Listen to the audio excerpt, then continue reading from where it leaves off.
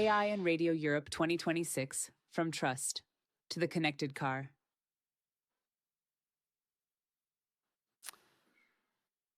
So good afternoon, everyone, in the room and online. Just a few words. Dear colleagues, distinguished guests, partners and friends, welcome to AI Radio Europe, From Trust to the Connected Car. For me, it's a real pleasure and personally quite meaningful to organize this event today in Brussels as part of World Radio Day with UNESCO. 13 years ago, on February 13, 2013, I had the privilege of organizing one of the very first Radio Day event in Madrid with the Academia Española de la Radio. At that time, the objective was simple, to celebrate radio. Today, the objective is more complex and perhaps more urgent. It's not only about celebrating radio, it's about ensuring its place in a rapidly transforming digital environment. Since moving from Madrid to Brussels, I have been exploring the new European and political dimension of media and audio. Here, question of trust, visibility, regulation and infrastructure are not abstract concepts. They shape the concrete future of the sector. Radio remains Europe's most trusted medium, but in a world structured by digital platform, AI system, connected dashboard, and new intermediaries, trust alone is not enough. Visibility matters, access matters, interoperability matters, resilience matters. And this is why today's conversation is important. We are gathered at the intersection of media, technology, and policy. We will discuss AI, not as a buzzword, but as a structural shift in how content is created, curated, and discovered. We will address the Digital Network Act, not as a regulatory abstraction, but as a framework that could influence how radio remains easy to find and easy to listen to the connected environment. And I would like to warmly thank our speakers, representative of the European institutions, regulators, broadcasters, innovators, for contributing today their expertise and perspective. I would also like to thank our partners and supporting organizations who helped make this dialogue possible. Events like this only work when different parts of the ecosystem decide to sit at the same table. This is very much the spirit of MAIN, Media Alliance for Impactful Narratives. MAIN is not an institution, it's not a lobby, it's not a closed club. It's an open space to connect people who believe that media, and especially audio, still play a vital democratic and societal role in Europe. And if there is a manifesto behind today's gathering, it could be very simple. Trusted media must remain visible in digital environments. Innovation must strengthen, not weaken, editorial integrity. Infrastructure choices are not neutral. They shape democratic access to information. And collaboration across borders and sectors is no longer optional. It is necessary. And we are not here to defend radio out of nostalgia. We are here because it still plays a real role in people's daily lives, and because the next generation deserves to inherit that relationship of trust and connection. So let this afternoon be practical. Let it be sharp. Let it be constructive. And let it help ensure that European radio and audio continue to have their place not just in memory, but in the connected future. Thank you for being here, and welcome to AI Radio Europe.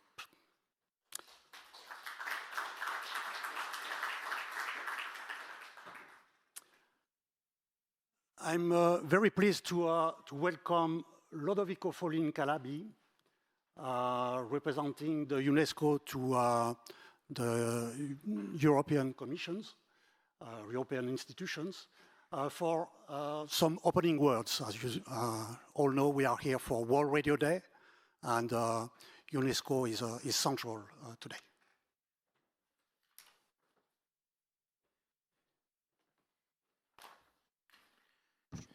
Merci beaucoup, Nicolas. Thank you very much. Good afternoon, colleagues and friends. Great pleasure to open this event marking World Radio Day 2026 in Brussels, dedicated, as we heard from Nicolas, to the theme of artificial intelligence. Artificial intelligence, as we know, is transforming how people discover, engage with, and enjoy audio content. It can help broadcasters reach wider audiences, strengthen listener engagement, and deliver quality content. It can enhance content discovery for listeners, personalize programming, and make it easier for audiences to find and follow the voices and information they value most. It can streamline back-office workflows, support creative production, and help broadcasters to maximize the value of their archives, as well as the verification of sources and data. It can also reinforce radio's long-standing role as a reliable medium through the noise of the digital world. It can help, as we know, audiences to navigate information overload by elevating verified, high-quality journalistic content. But at the same time, radio stations must safeguard what makes them unique, being a trusted voice in an increasingly complex information landscape. It must support and not replace human judgment. The credibility of radio has always rested on rigorous editorial processes, independence from undue influence, and a deep commitment to accuracy.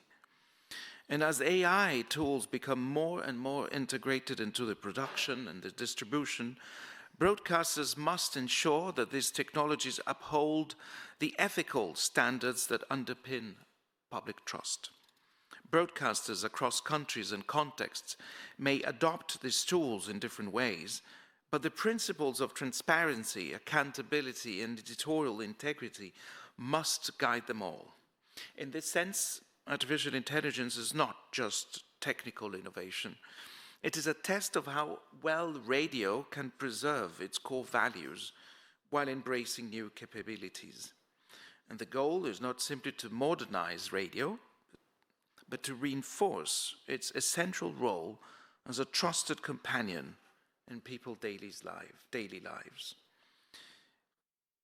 When I was walking here, I heard how many of us have radio as a trusted companion in our daily life. I personally start my day by listening to the radio.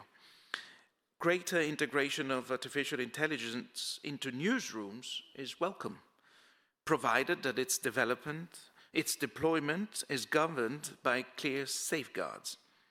And these safeguards are that algorithm must not introduce bias, must not distort editorial priorities, compromise openness, or infringe on privacy rights. AI systems used in journalistic workflows should meet high standards of explainability and data protection. Oversight mechanism must allow editors to understand and challenge automated outputs.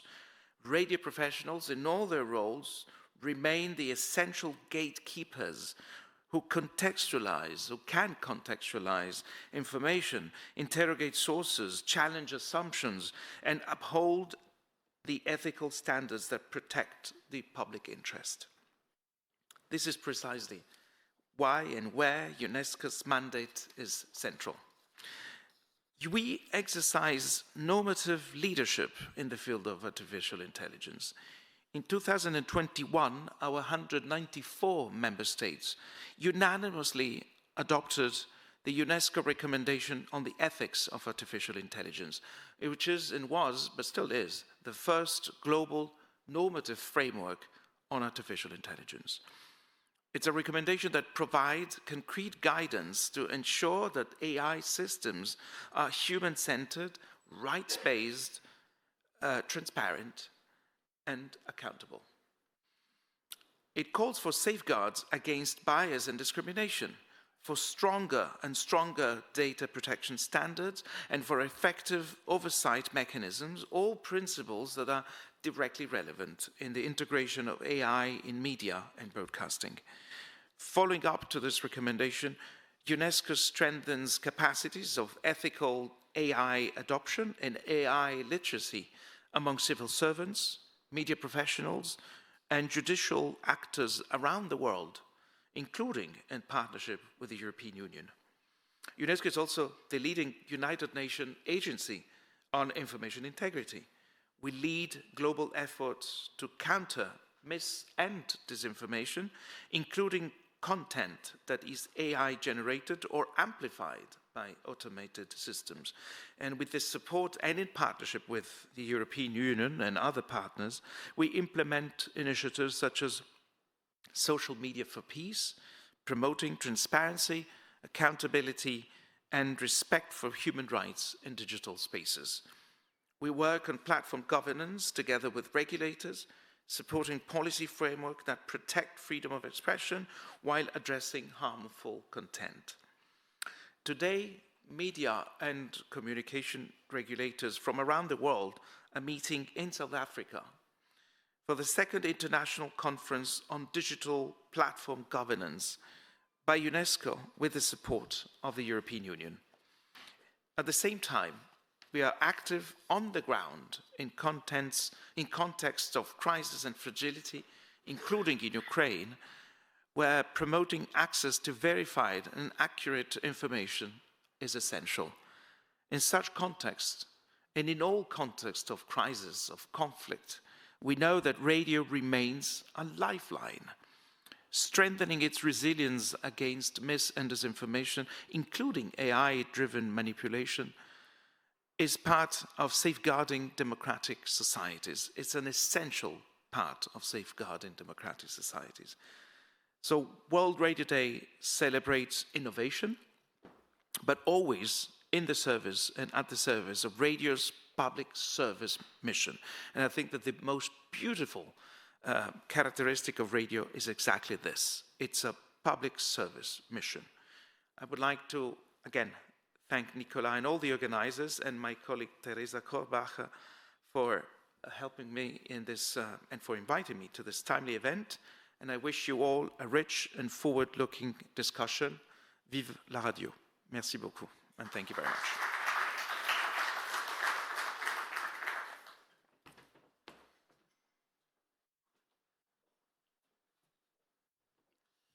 Thanks a lot, Lodovico, for this strong testimony on just ahead of World Radio Day with UNESCO. As part of this introduction session, I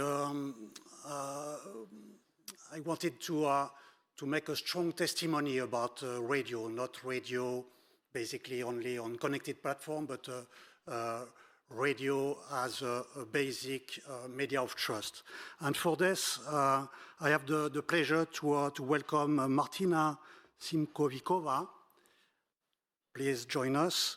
From the Radio Slovakia International, together in discussion with Pamela Morinière, who is head of communication and campaign department at the International Federation of Journalism.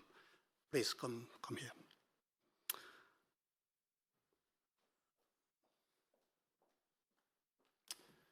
No trust without free radio, a European testimony.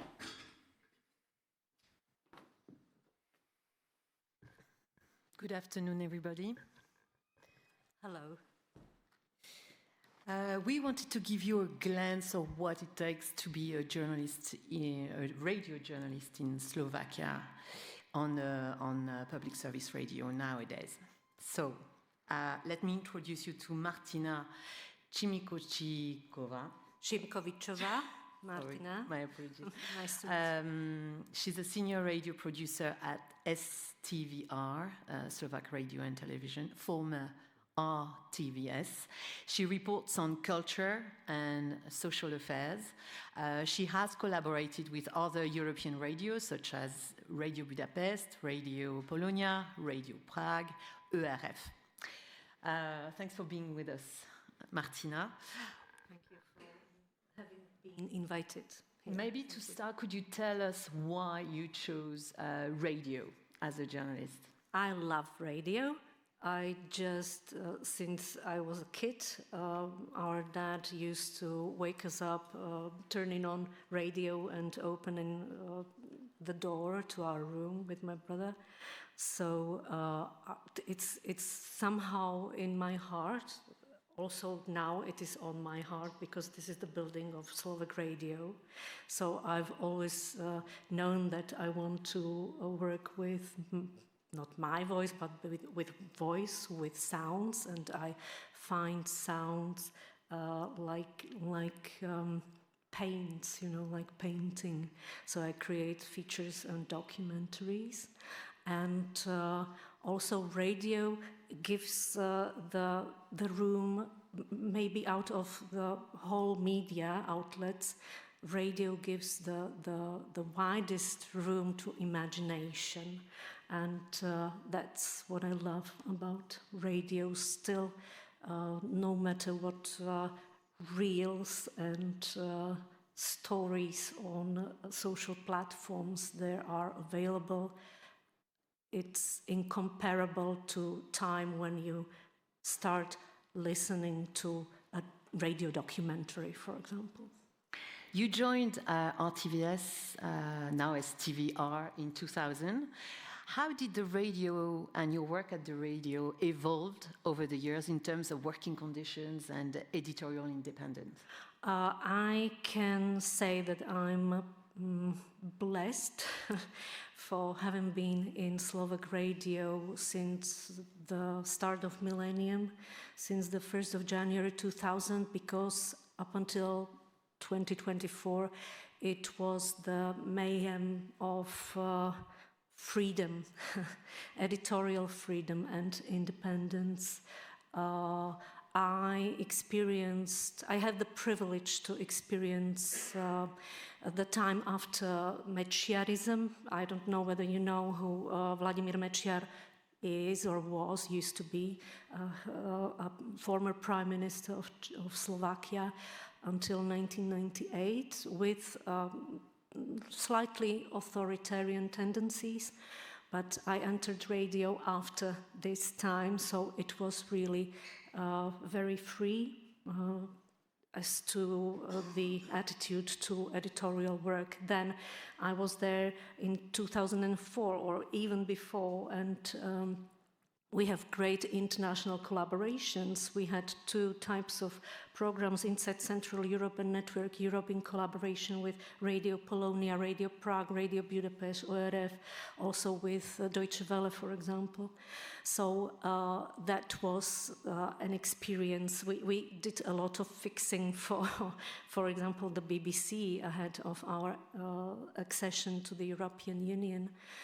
Then I was in radio again at the time of our first and so far the only female president, Zuzana Čaputová, which this time was also marked by very tragical murder of the investigative journalist Jan Kuciak and his fiancée Martina Kušnírova. How did the journalistic community react to that murder? We were very united. We knew that all of us were killed in a way. Something was very damaged, in us, and that no way that public discourse would label journalists as prostitutes or making us targets for whoever is not happy with our work, although they don't know our work, for example. That we were one, and back then it was very, very powerful to feel this unity and to be proud of being a journalist. The mastermind has still not been sentenced. How do you feel about that? It is, now, shall I be professional and not talk about my feelings, or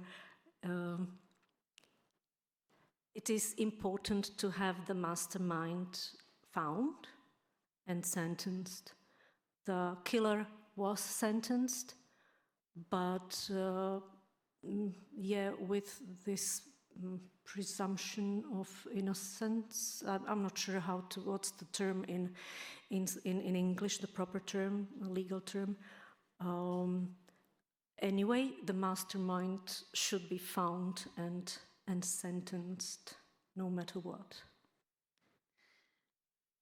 Moving on to 2024, RTVS has faced 30% budget cuts, change of name to STVR, and a new strategy for STVR governance with a risk to become a state broadcaster. How are journalists coping with this?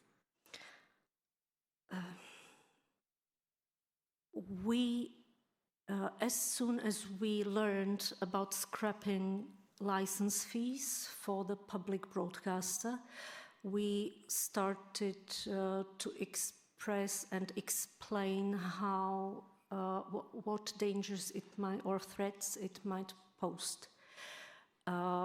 We organized also strike committee and were decided to fight for our rights and for the public character of media.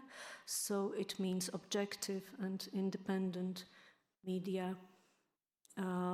We organized the so-called Public Service Day and broadcast it on the 13th of June 2024, the whole day, about the importance of public media being independent from not state budget, but to have different pillars of financing preserved. And the 13th of June, it was broadcast on Slovak TV, on public radio, throughout the stations. On the 1st of July 2024, the new legal, the amendment came to force, and since then we have been waiting for the changes. There have been changes. The changes have been done in a creepy way, mainly in Slovak television, and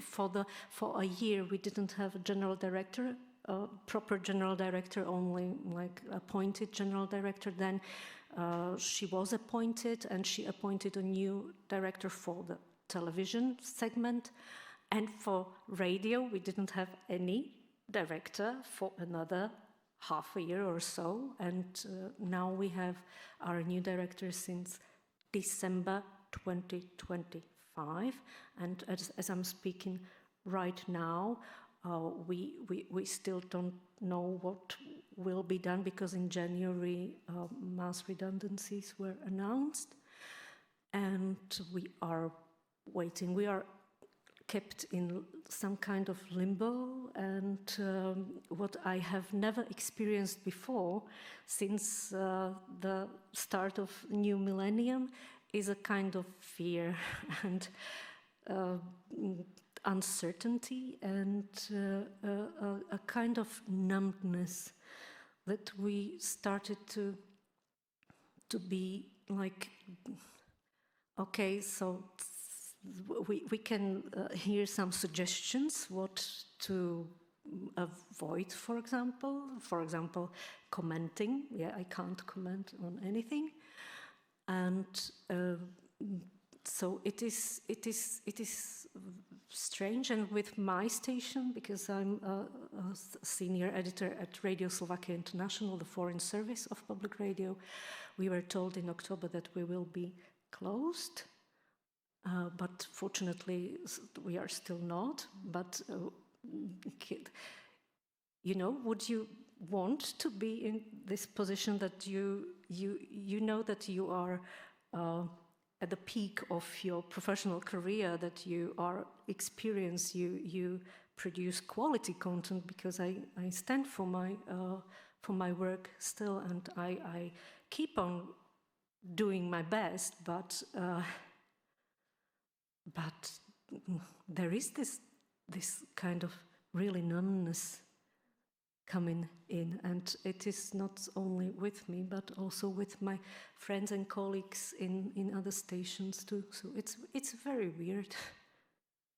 Thank you for sharing this with us. Maybe just a last question. How do you compare the situation in Slovakia with the one of all the public service broadcasters in the neighborhood?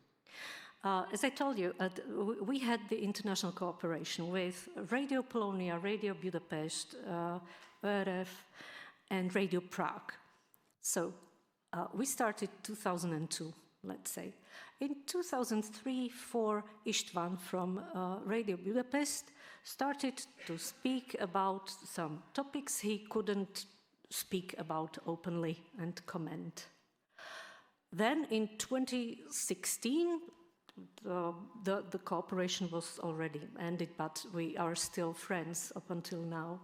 Rafał from Radio Polonia was totally wrecked because he agreed to terminate his contract in Radio Polonia after a mutual agreement, but there was some health issues resulting as a result of this situation in Radio Polonia.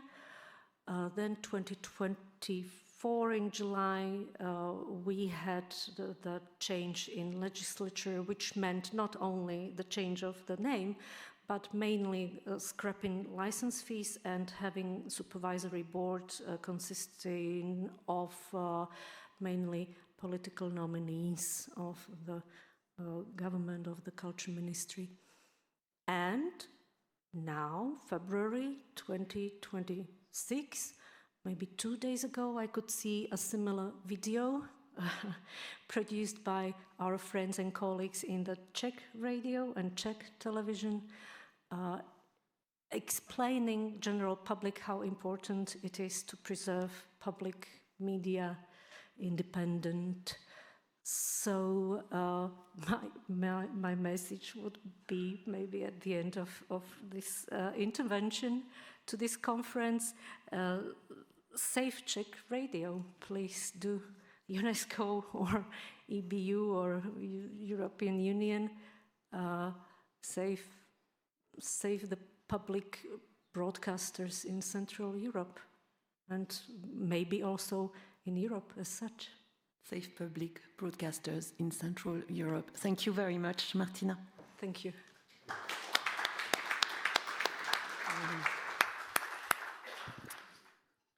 Thank you for this very strong testimony. I'm calling now Jean-Paul Philippot on stage to give us a kind of overview about the opportunities and responsibilities for Europe regarding radio, especially public radio. Jean-Paul Philippot is General Administrator at the RTBF. Jean-Paul?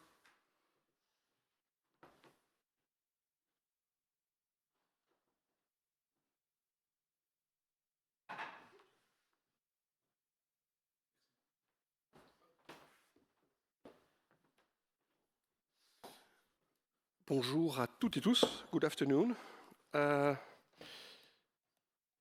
Thanks for this opportunity to share with you some challenge, opportunity, value of radio and broadly local media. I came with a radio. In my hand, the cheapest, the most eco-friendly, and the most resilient device to share culture, information, and connect everyone. Don't forget that. We'll talk about AI, new technologies, but that's the cheaper and the stronger.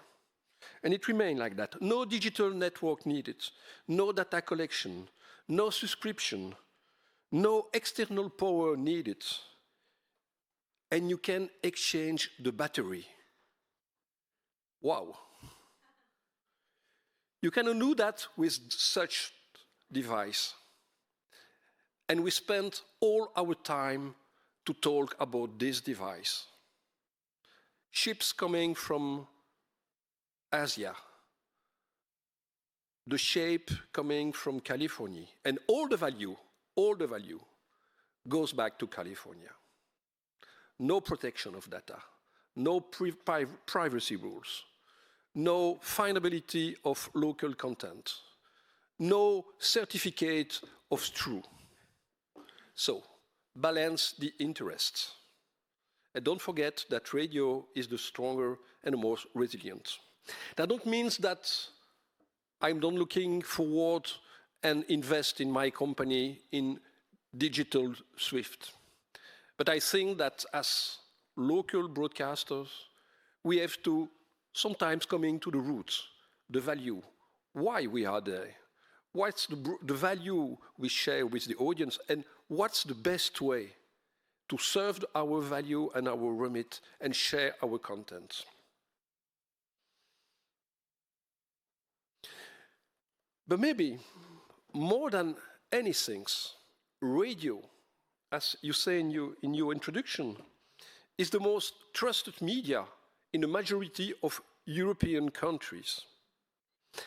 And radio, not audio only, radio audience remain strong and stable, stronger and more stable than newspaper of TV.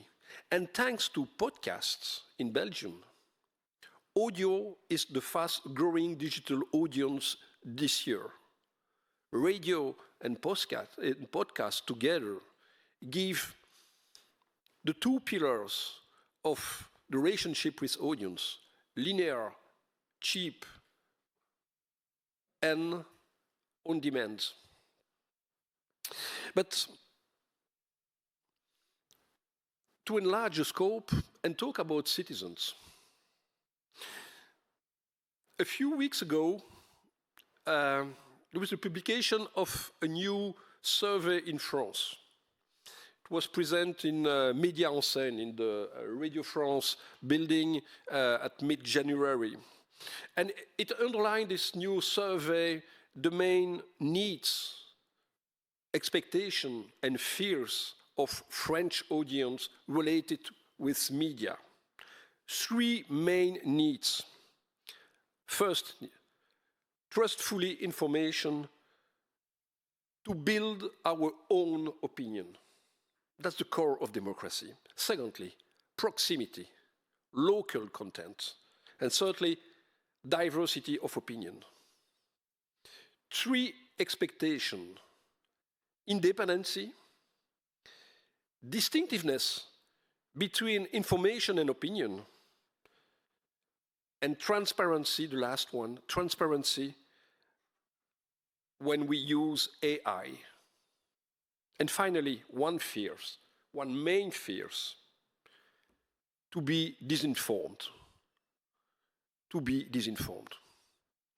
That's why we are here today. Serve the audience. Respond to their expectation. Mitigate their fears. Fulfill their needs. And radio, and broadly audio, could provide that everywhere, every day.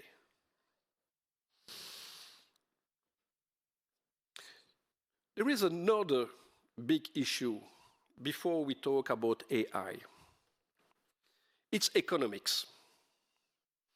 Recently, yesterday I think, new survey about the trends on ad markets in France and Belgium. And the authors of this survey, of this analysis, shows its titles, Growing Paradox. The digital ad market is growing faster and faster. More value created thanks to the ads. All the values goes to the GAFAN. In Belgium, last year, more or less 40% of all ad investment goes to digital. When we invest 100 euro in ads in digital in Belgium last year, between 60 and 70 euros goes to California. Only 30 to 40 remains in Belgium. Before talking about AI, we have to talk about an economics level playing field. That's key. And we make the bundling between AI and economics in a few moments. But today, it was the conclusion of this author, the growing of the digital market means the decreasing of local media sovereignty. Remind the expectation of the audience, independency, and proximity. And so, coming now to AI.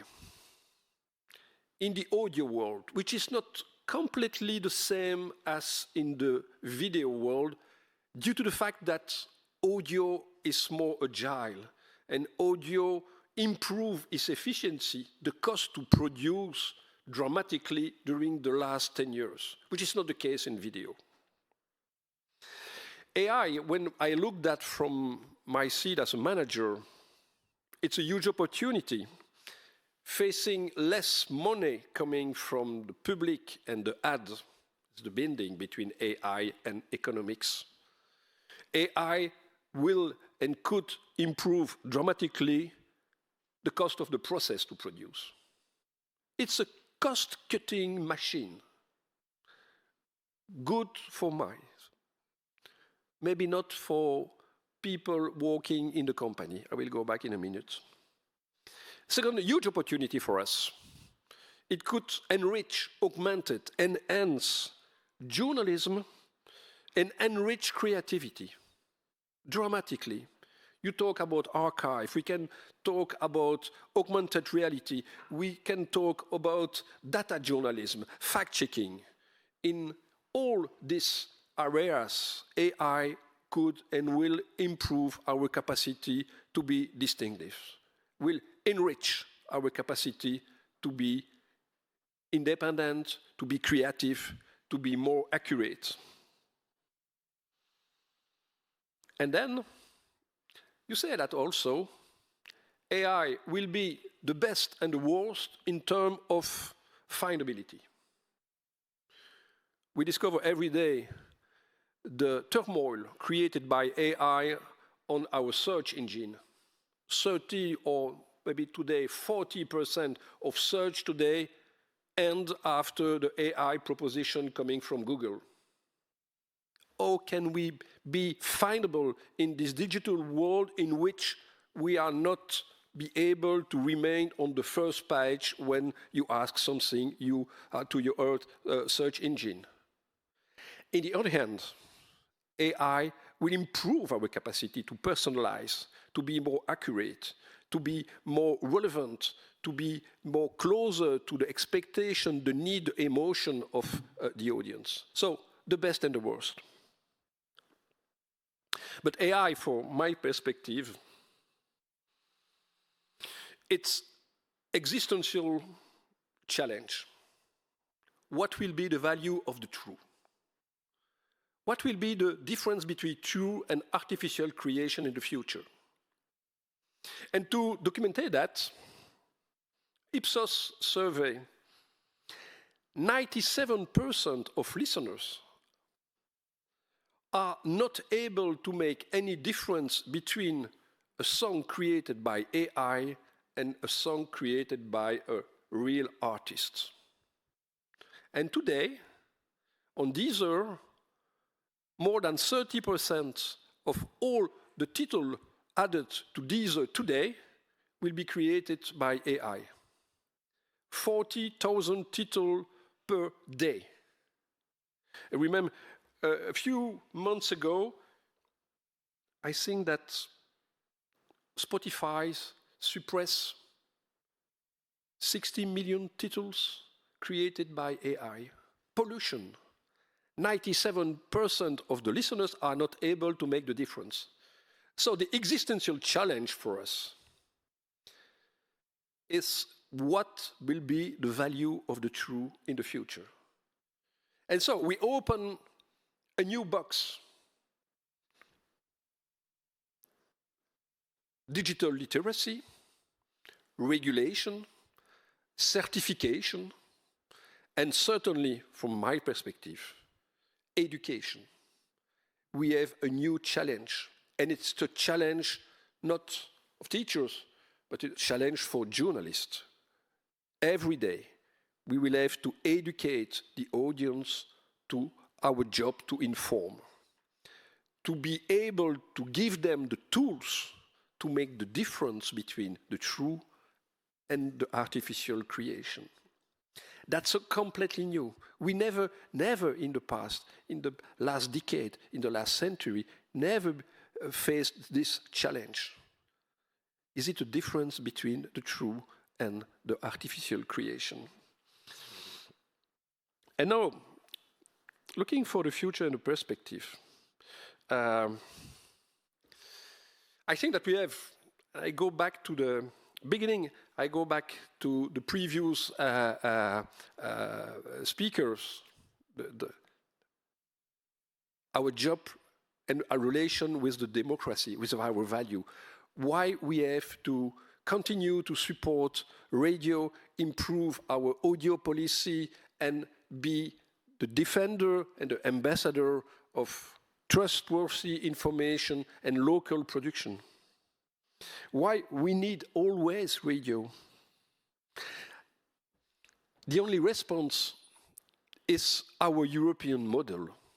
And we say, oh, between our job and big values, between this part of the road and the other part of the road, why we connect. In the European model, when we talk about democracy, we talk about independent journalism, local media, pluralism, accountability. That's the core of our job. As public or commercial radio producer in Europe today, we are and we have to continue to be independent, accurate, pluralists. When we talk about Europe, we talk about value of diversity. Value of diversity means value of culture, diversity of heritage, languages, opinion. That's not an AI engine which can secure such diversity. When we talk about value of Europe, we talk about respect. Respect means respect for artists, creators, copyright, personal data. Only European rules and European companies could protect and guarantee this protection of copyright and protection of creators and protection of personal data. And finally, when we talk about Europe, we talk about today about sovereignty. Sovereignty means resilience, means protection against disinformation, means capacity to connect each citizen with European networks. Sovereignty means finally rules of law, which is not the case with an Asian or Californian company. They don't care about European laws. They don't care about protection and integrity of local data. They don't care about diversity, and more the owners don't care about democracy. So looking for the future of radio, looking how we can use AI to enhance audio policy, looking how we can develop and protect our local, national, European media means working for European values and European models. So, and finally, to conclude, when we talk about media and future of media, yes, we can spend hours and hours. For me, there are three main topics, plus one. The first, in Europe, and especially in public broadcasters, is content. And when we relate content and with the challenge I share now, we talk about capacity to produce, economic model, protection of the economic model. You know that in Belgium, when you invest 100 euro on a GAFAN, on a Californian platform, the VAT is collected not in Belgium, but in Ireland. No value remain in Belgium. No value remain in Belgium. So, economic model. Second topics, protection of the authors. Protect the IP. And third, related to the second, integrity of our content, which is only protected by rule of law. The second challenge is connection, be able to connect everyone. Thanks to the radio, we cover all the country with a few numbers of antennas. On the digital world, we don't have any capacity to guarantee a universal services, capacity to connect everyone through our own platforms. That means a lot of things. First of all, before talking about AI, it's to protect the frequencies. During the last decade, how much time we spent in Europe to protect our frequencies?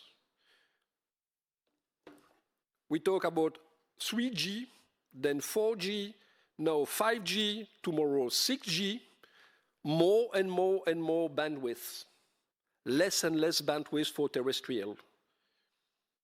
Do we need more terrestrial? No. Do we have to protect our terrestrial network? Yes. It's part of our sovereignty, part of a capacity to connect everyone. But we have to switch from analog to digital. That means energy, that means courage, that means certainly part of public investment. Second challenge, the car industry. Could we imagine in the future that listening audio content in a car will be only through Californian platforms or Asian digital engine? Is it a project for Europe? No. It's a challenge for Europe. It's a challenge for Europe. When a car comes from Asia or US, he has to apply a lot of specific European rules to protect the European standard. It has to be the case with the audio. We have to protect the capacity to reach every driver and people in a car through radio system and not go through Apple or other CarPlay. And then developing European platforms.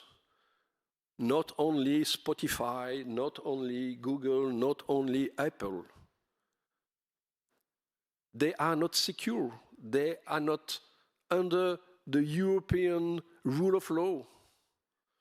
So that means investment, not only regulation, but investment in local platforms. That means for us also collaboration.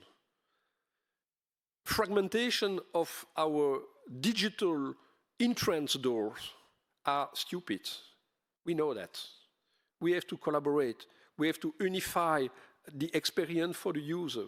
We have to simplify the way we reach the audience, and audience can listen the diversity of our content. And the third pillar is trust, content, connection, and trust. And trust, first of all, means also economic model. You will not bring accurate information without professional journalists. We will not share original cultural content without protection of IP, authors, and creators. And maybe we have to think about certification. I know that it's an horrible world in the information industry, but maybe we need it. We need it to help citizens to make the difference between trustworthy information and artificial creation. I remind, 97% of listeners cannot make the difference between AI and original content. So maybe certification have to be a topic for the future. And finally, resilience. It was not on my agenda 5 years ago. Now Europe talk about democratic shield. Resilience means also enhance the security of our networks. I came back with this to cover the French part of Belgium, 40 antennas. To cover and secure the French part of Belgium with that, 10,000 antennas. So, you don't have to be economics to understand that it will be cheaper to have a stronger network protected with antennas than with such a handset. So resilience is part today of the journey of the local media and the public media especially. And finally, to conclude, on the agenda, I think that the process was launched 2 days ago. European Commission opened reflection about the renewal of the Audiovisual Media Service Directive. They just launched European hearing. A lot of issues to share with Europe today. The scope of the Audiovisual Media Service Directive, enlarge it to radio and audio. Certainly. The question of level playing field, the editorial responsibility,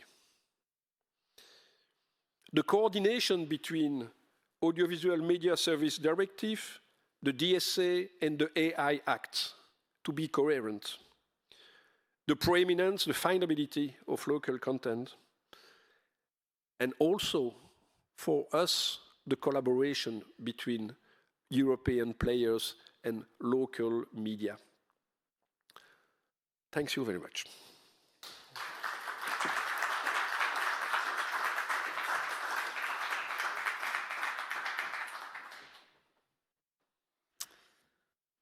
Thank you, Jean-Paul. I think that was a very inspirational talk.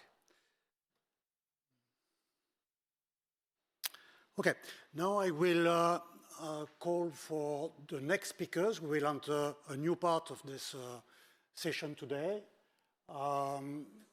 talking about DNA. So please join me on stage. While you're getting installed, as we have many participants, it will be initially a keynote and then a discussion with different parties. Just to remind you that after the event, we have a break, a pause, where you can also go discuss and explore solutions. We have providers that support the event that have interesting solutions about workflows in radio, for example, like RCS, working now also with different interesting services in the cloud. We have a car also where we can show you the next generation experience, but today within the car, so you can really feel what is the in-car experience together with our friends from Xperi. So don't hesitate to go around, discuss, and see those products. Now the words to Roberto. Finish it. Hello. Good afternoon, everybody. My name is Roberto Suarez. I'm the Managing Director of South 180, a consultancy company based in Geneva, Switzerland. Thank you very much for the invitation to moderate this panel and the keynote that we will have on DNA. I think that Mr. Philippot keynote was very inspiring. He's always a very clear person. He was very clear about the value of radio versus mobile handhelds. This is not a story about the good and the bad. It's a story about what we want to be.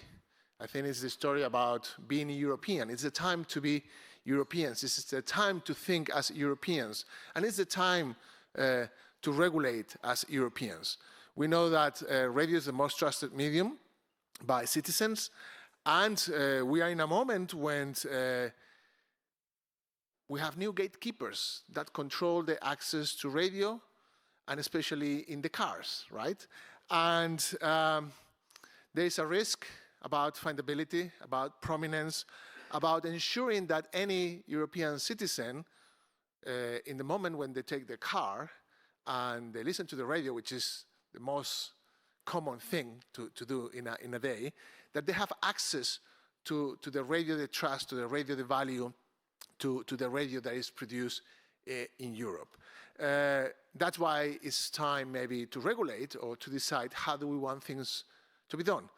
21st of January, the European Commission issued a proposal for the Digital Networks Act, DNA, and today we have the privilege to have here the person that has led this work, and he is Peter Stuckmann. He's the head of Unit for Digital Decade and Connectivity at DG Connect at the European Commission. And today, Peter is going to talk about the DNA. He's going to introduce what the main points are. And after that, we will have a series of very knowledgeable people about the medium of radio. You know all of them, but I will introduce them later. And we will discuss what is this DNA bringing to the picture in how we guarantee prominence, findability, and for radio. So, Peter, the floor is yours. Thank you.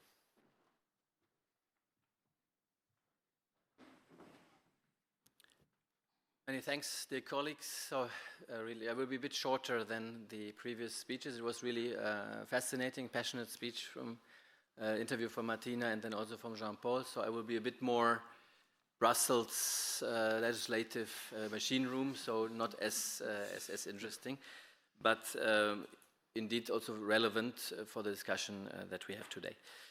So it was already mentioned by Nicolas in the introduction, indeed, why we came up with this DNA, review the framework that we have in Europe since a while is indeed also technological change and also the fast change. We were talking about AI, it was mentioned in the previous speeches, cloud-based networks, so we have this transformation happening in the telecom networks and also enabling, of course, the ecosystems, the digitization of our society economy.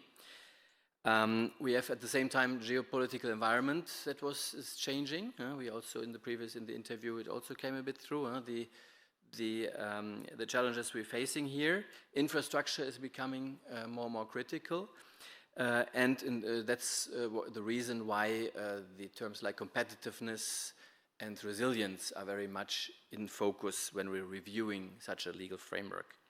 So this reflects in the white paper, was now 2 years ago, setting a bit the vision, what are the challenges, and this was echoed also by, at political level, we have seen 3 reports, Enrico Letta, Mario Draghi, and also from Minister, basically on looking at this challenge in the area of telecoms from an angle of single market, that was Letta, then competitiveness, Draghi, so also the simplification angle, very important here, investments, and then Minister from the preparedness perspective, also the resilience that was mentioned before, also in this context. So against this background, we reviewed the framework. We indeed tried to address in the Digital Networks Act an approach that is more single market. So actually one of the conclusions of these reports was that we can't afford to look at this only from a national perspective. We need probably a European perspective, and make sure that we have one single rule book. We also integrated the relevant laws, the telecom framework, the governance framework called BEREC, the Board of Regulators, the spectrum provisions that was also mentioned before, the RSPP, Radio Spectrum Policy Program, and the Open Internet rules into one single rule book. And at the same time, looked at it also from a simplification perspective. So what can we harmonize? So single market perspective, to have one set of rules that member states have a bit less flexibility, where the providers are faced with one framework and can implement it in one way in the EU, and also how to simplify it. We also looked at some specific initiatives that we included. For example, the so-called single passport. It's like an authorization to you have the freedom to do business in Europe, but what are the conditions attached? And these conditions are today quite fragmented in the member states. So we came up in principle that you go to one authority, you notify, and then you're allowed, like one passport, operate in the EU. So that's one important one. The spectrum rules that are very shaping the markets in Europe, also in a national basis today, also important to have them more coordinated. And also then the satellite dimension. I think this would be also a nice complement to reflect a bit. We compared the terrestrial radio. We also talked already about mobile communications in terms of resilience, but of course, as complement, satellite is strategically also more important. And here it's even more evident that we need a European approach, because satellite footprints are not national. I mean, they're by definition, of course, cross-border. So that's a bit the single market elements that we included. Investment is a very important theme, so we tried to make the rules as investment friendly as possible. That's important when you get the spectrum licenses, that you have predictability, that you can invest in these networks. Also the fiber transition, that we not really only wait until these copper networks that some of us still have, and waiting for the fiber, but also accelerate this transition to fiber.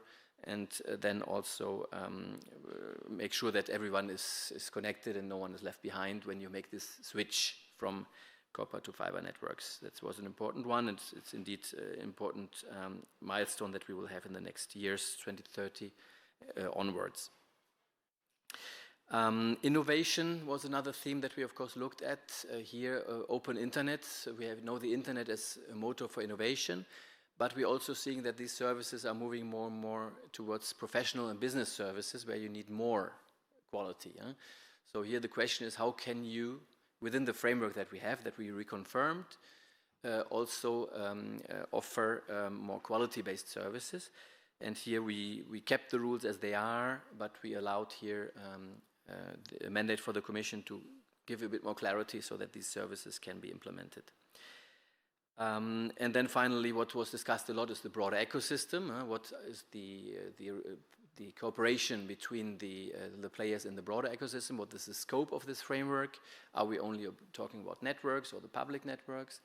Or are we also talking about relationships in IP interconnection, or even the broader ecosystem about handsets and so on? So here it was important to also provide a facility that regulators could look at topics that are of relevance here and provide some guidelines, and then if there are disagreements or disputes, have a good offices so that voluntarily these players can discuss before they go to court, basically, because if they go to court, it takes often 2-3 years. So it's good to have a bit of experts that can help solving issues before. So this was another important element. To conclude, governance was, of course, it's a horizontal theme here, how we organize the governance in the EU. We have national regulators. We have the body of European regulators, which we reviewed. We kept the structure more or less as is, but we included the spectrum regulators here, moved them as the same level as the economic regulators, and have also a bit of support capacity that we built for this governance to function. But maybe linking a bit more to the theme of today, so what is of course interesting from a broadcast perspective is also here the end user rules. The end user rules we kept also, they were considered quite fit for purpose. Consumers in Europe are protected quite well. Sometimes it's an issue of enforcement, which of course we have to continue.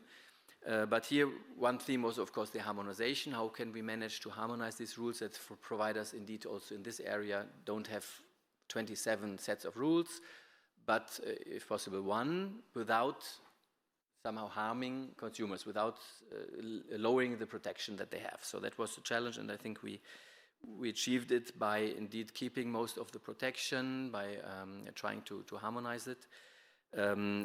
Also, there are still sector-specific elements that all agree in principle. If you think about keeping your number, being able to switch provider, I think these things are certainly to be kept. And also for all end users. Not only, most of the provisions are only for consumers, but when it comes to switching numbers and competition issues, also companies should be protected. So this we kept. And then what we have one area where we talk maybe not about consumers or end users or contractual issues, but more of rights of citizens. For example, emergency communications. Everyone in principle should have access. Protection from fraud. So it doesn't matter really if you're a consumer or you're working for a company. If I get a text, someone wants to do fraud, I should be protected. So that was a bit the spirit, so the citizens dimension.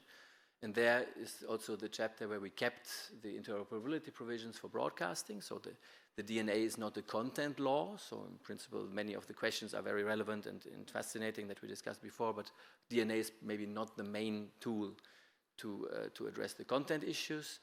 But certainly in terms of interoperability, that this equipment works and together with, and is interoperable for the users. It's important.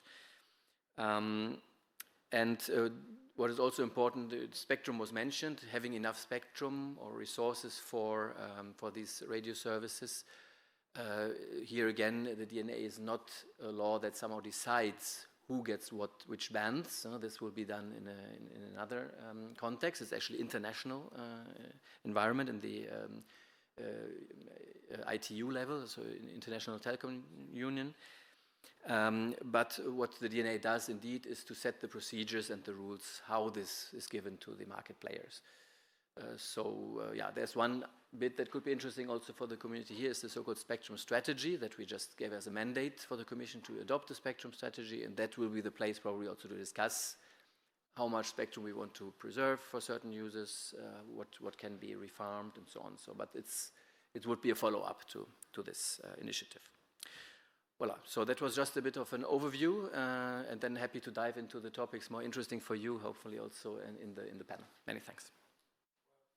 Thank you very much, Peter, for reviewing all these aspects. In fact, I think it's a good opportunity to refresh our mind of how complex is the work that people like Peter do here in Brussels. We talk sometimes about Brussels very fast. We hear the news, but it's this integrative work trying to get complexity, simplifying, but at the same time covering technical aspects, economics, governance, consumers, citizens.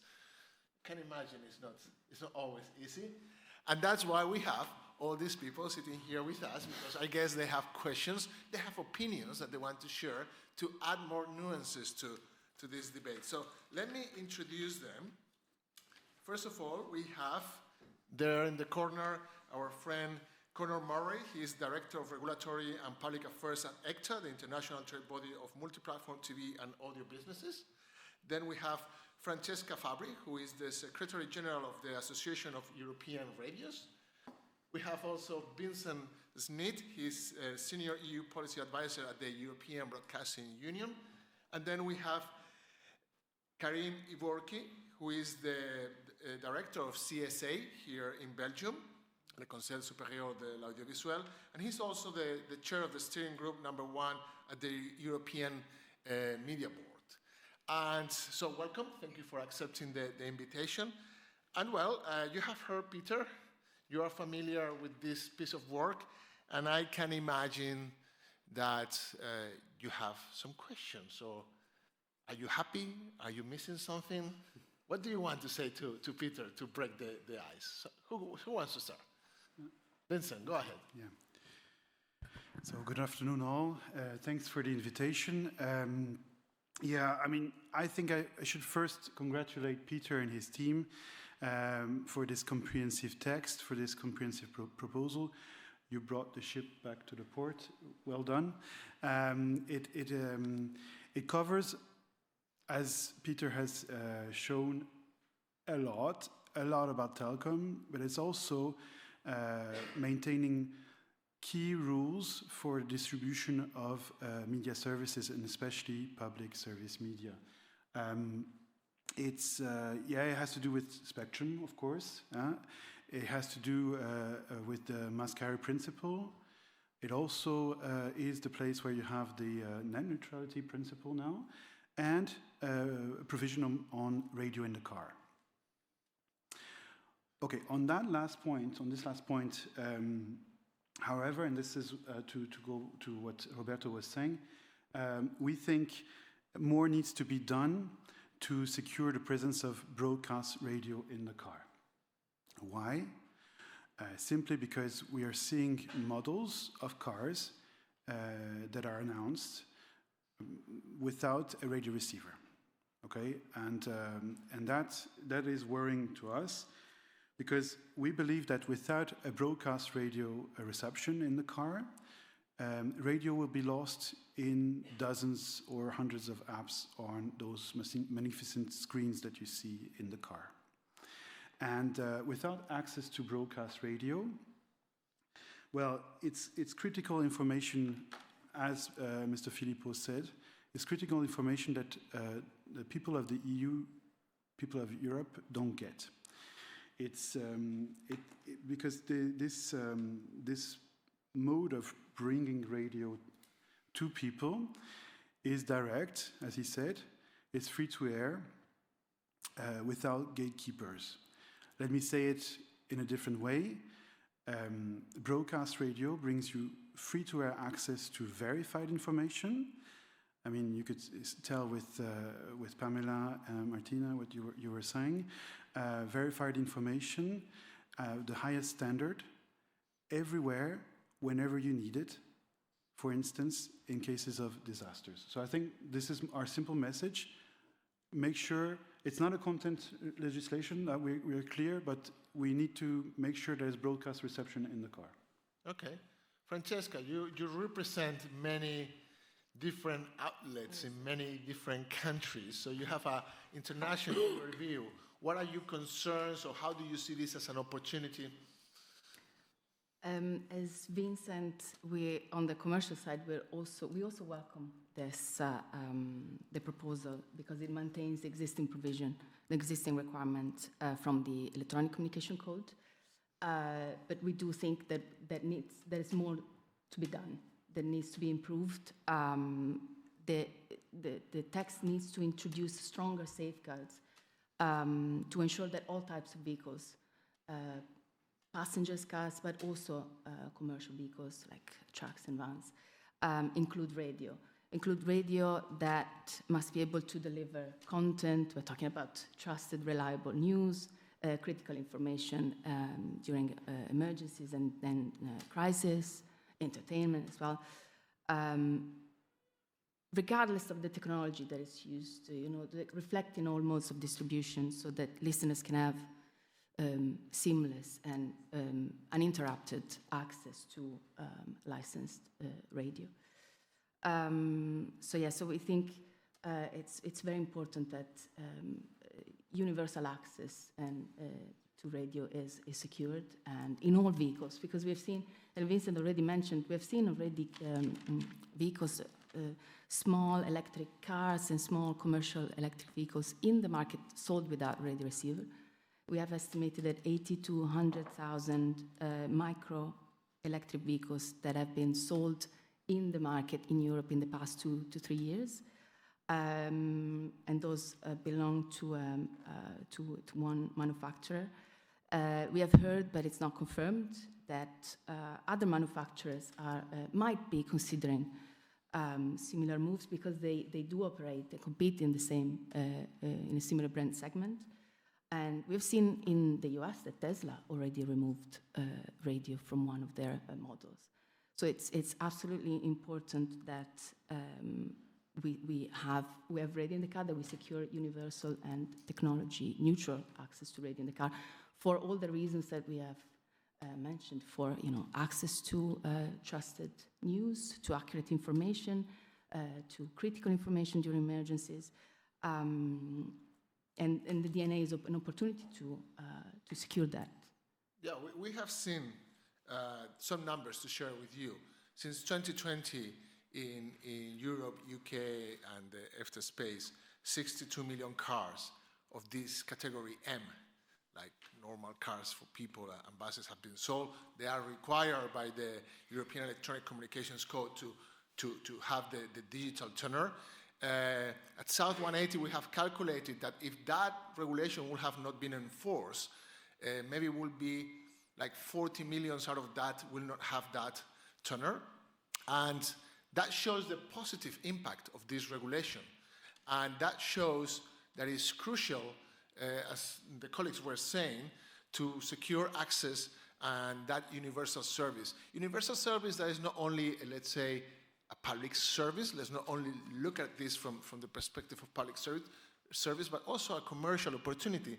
I can imagine that at EGTA, since you represent Sales House, you are also concerned about this universality of access and about these new vehicles that maybe might not grant access to your associates, right?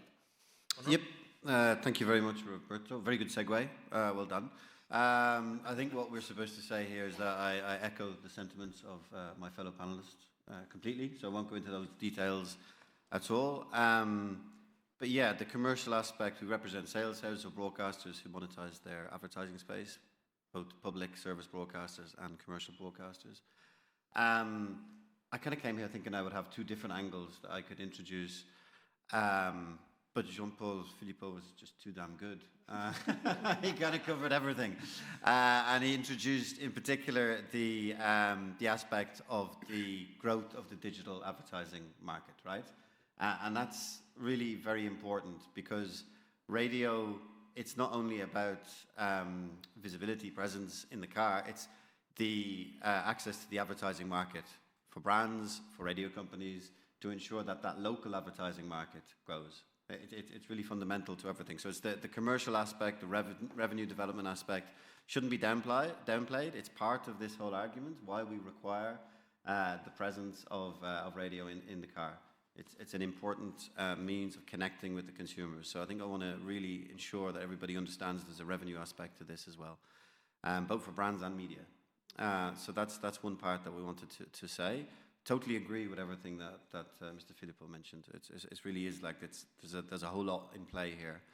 And then secondly, there's if you go to the QR code, the resources part here, it's World Radio Day today that has been mentioned, or tomorrow, tomorrow. It's already been mentioned. We're celebrating World Radio Day, which is actually tomorrow. EGTA, in partnership with the World Radio Alliance, we've created a deck to celebrate radio, and the theme of this year's is the sound of connection, emotion, and attention, and it kind of really resonates with a lot of the messages.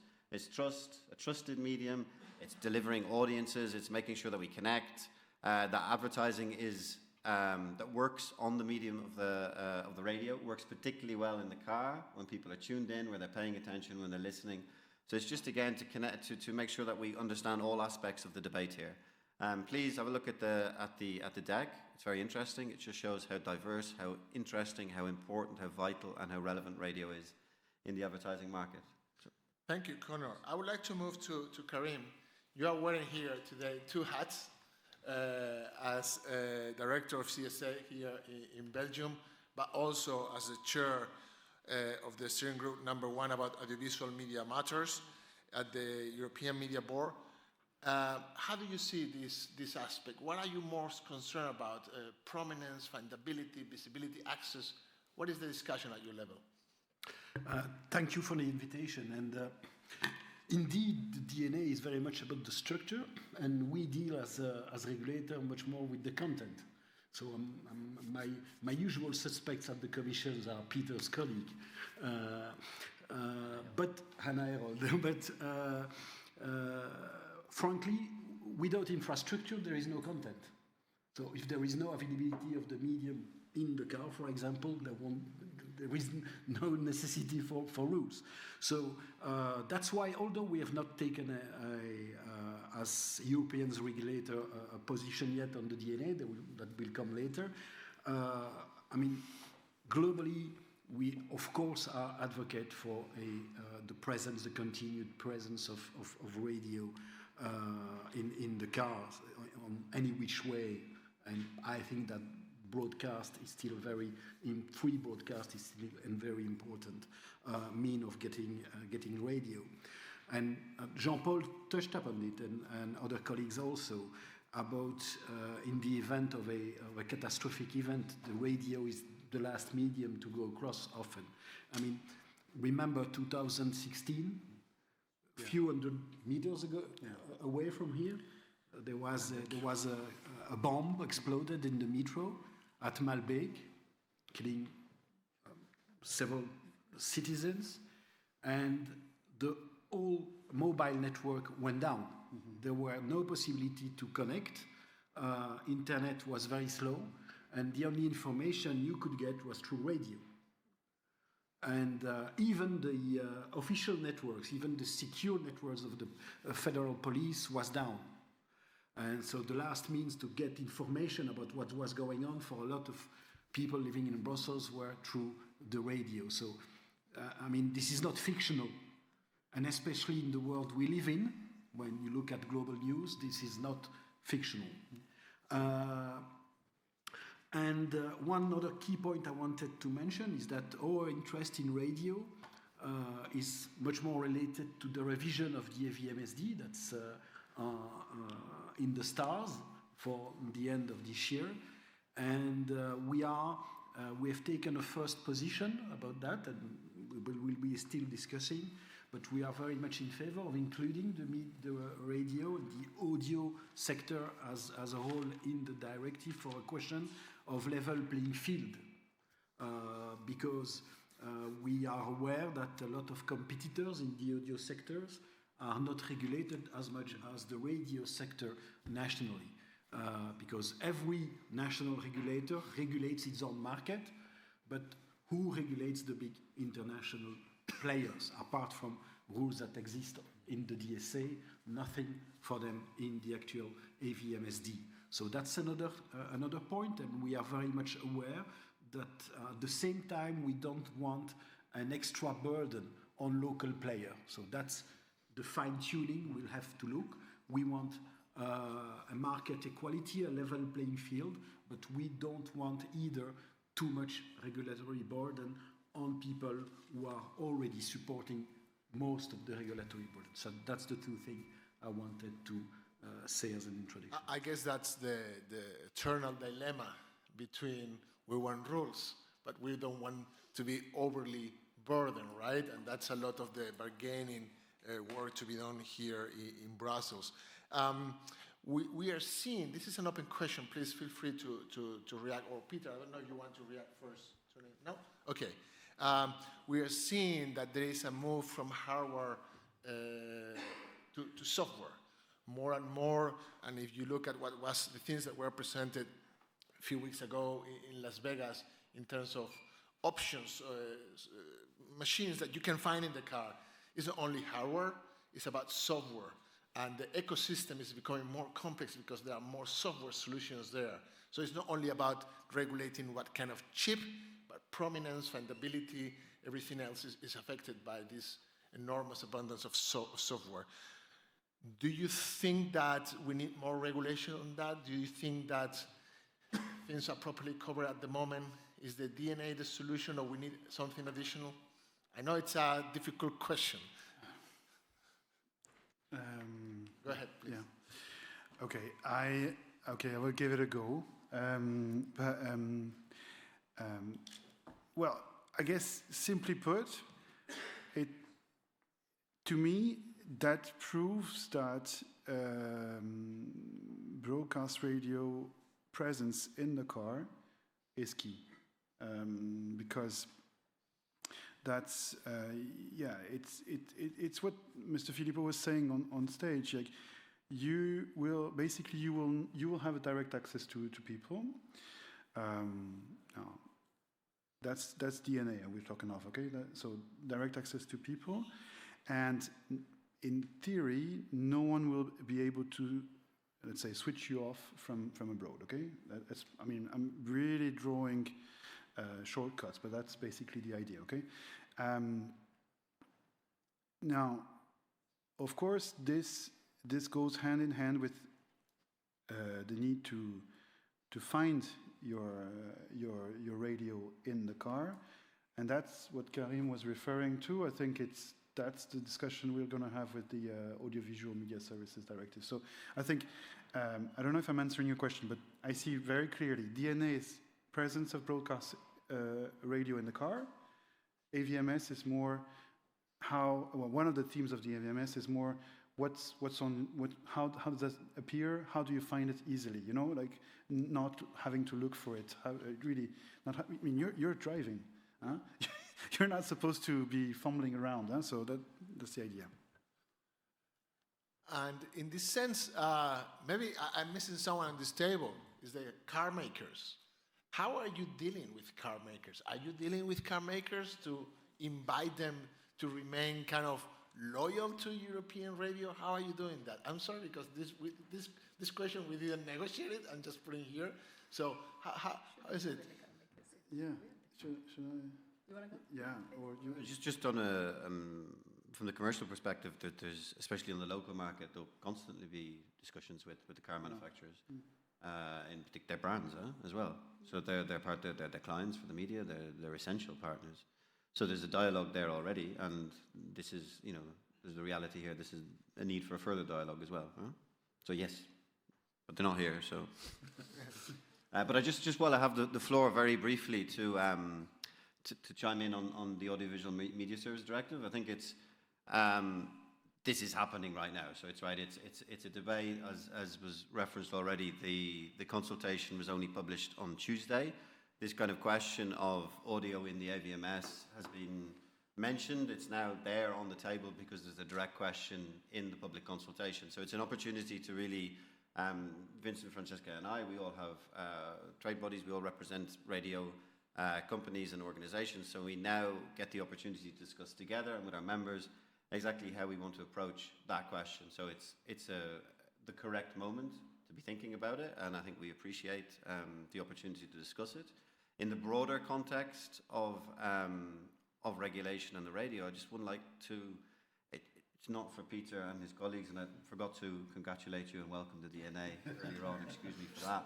I also forgot to say thank you for the invitation, Nicolas, to speak, so I'll just put them both out there. But when we're talking about radio and commercials, it was mentioned about about AI. There's the AI Act coming up as well. Just in the broader regulatory context, we need to understand the specificity of radio, and that labeling and transparency messages on radio need to be tailored to the specific medium that is radio. You cannot have a 10, 12, 15-second warning message on radio. It really inhibits the capacity to generate revenue, to have a good ad. So just that's another message that needs to be delivered and to be understood as well. Okay, thank you. Francesca, please. I wanted to add something on the broader regulation in this context of guaranteeing access and findability of radio and prevent all these unfair and anti-competitive practices by the gatekeepers, which are, we know that the big tech platforms are integrated in the connected car, into the devices like the smart speakers, etc. So in this broader context of guaranteeing access and findability of radio, we need to think of the broad regulatory framework that we have. We have the DNA, but we also have the Digital Markets Act, which regulates the virtual assistants, including those in cars. We have the European Media Freedom Act and Article 20 on the rights to customize the media office, which addresses the user interfaces. And I think we need to think of the broader context. We need to look at the broader regulatory framework and let it allow us to have coordinated action and coordinated work among this different pieces of law. Thank you. Maybe, I don't know if there is any question. We have a very interesting panel of people here. Any question from the audience? Any intervention, short? Yes, please, sir. Wait a second. A mic is going to be handed to you. I'm Michael Tolley from Radio Air Libre and the coordination of associated radios in Belgium, not in Belgium, in Federation Wallonie-Bruxelles. I would just like to do a single remark. I've much enjoyed the speech of Jean-Paul Philippot, who's gone now, but I don't agree with him when he says that radio should migrate from analog to digital. I think that it's a whole thing and that analog and digital must coexist for different reasons. I won't explain now because we don't have time enough. And you said a short intervention. I was short. Thank you very much. Something else here, please, here in the front, Nicolas.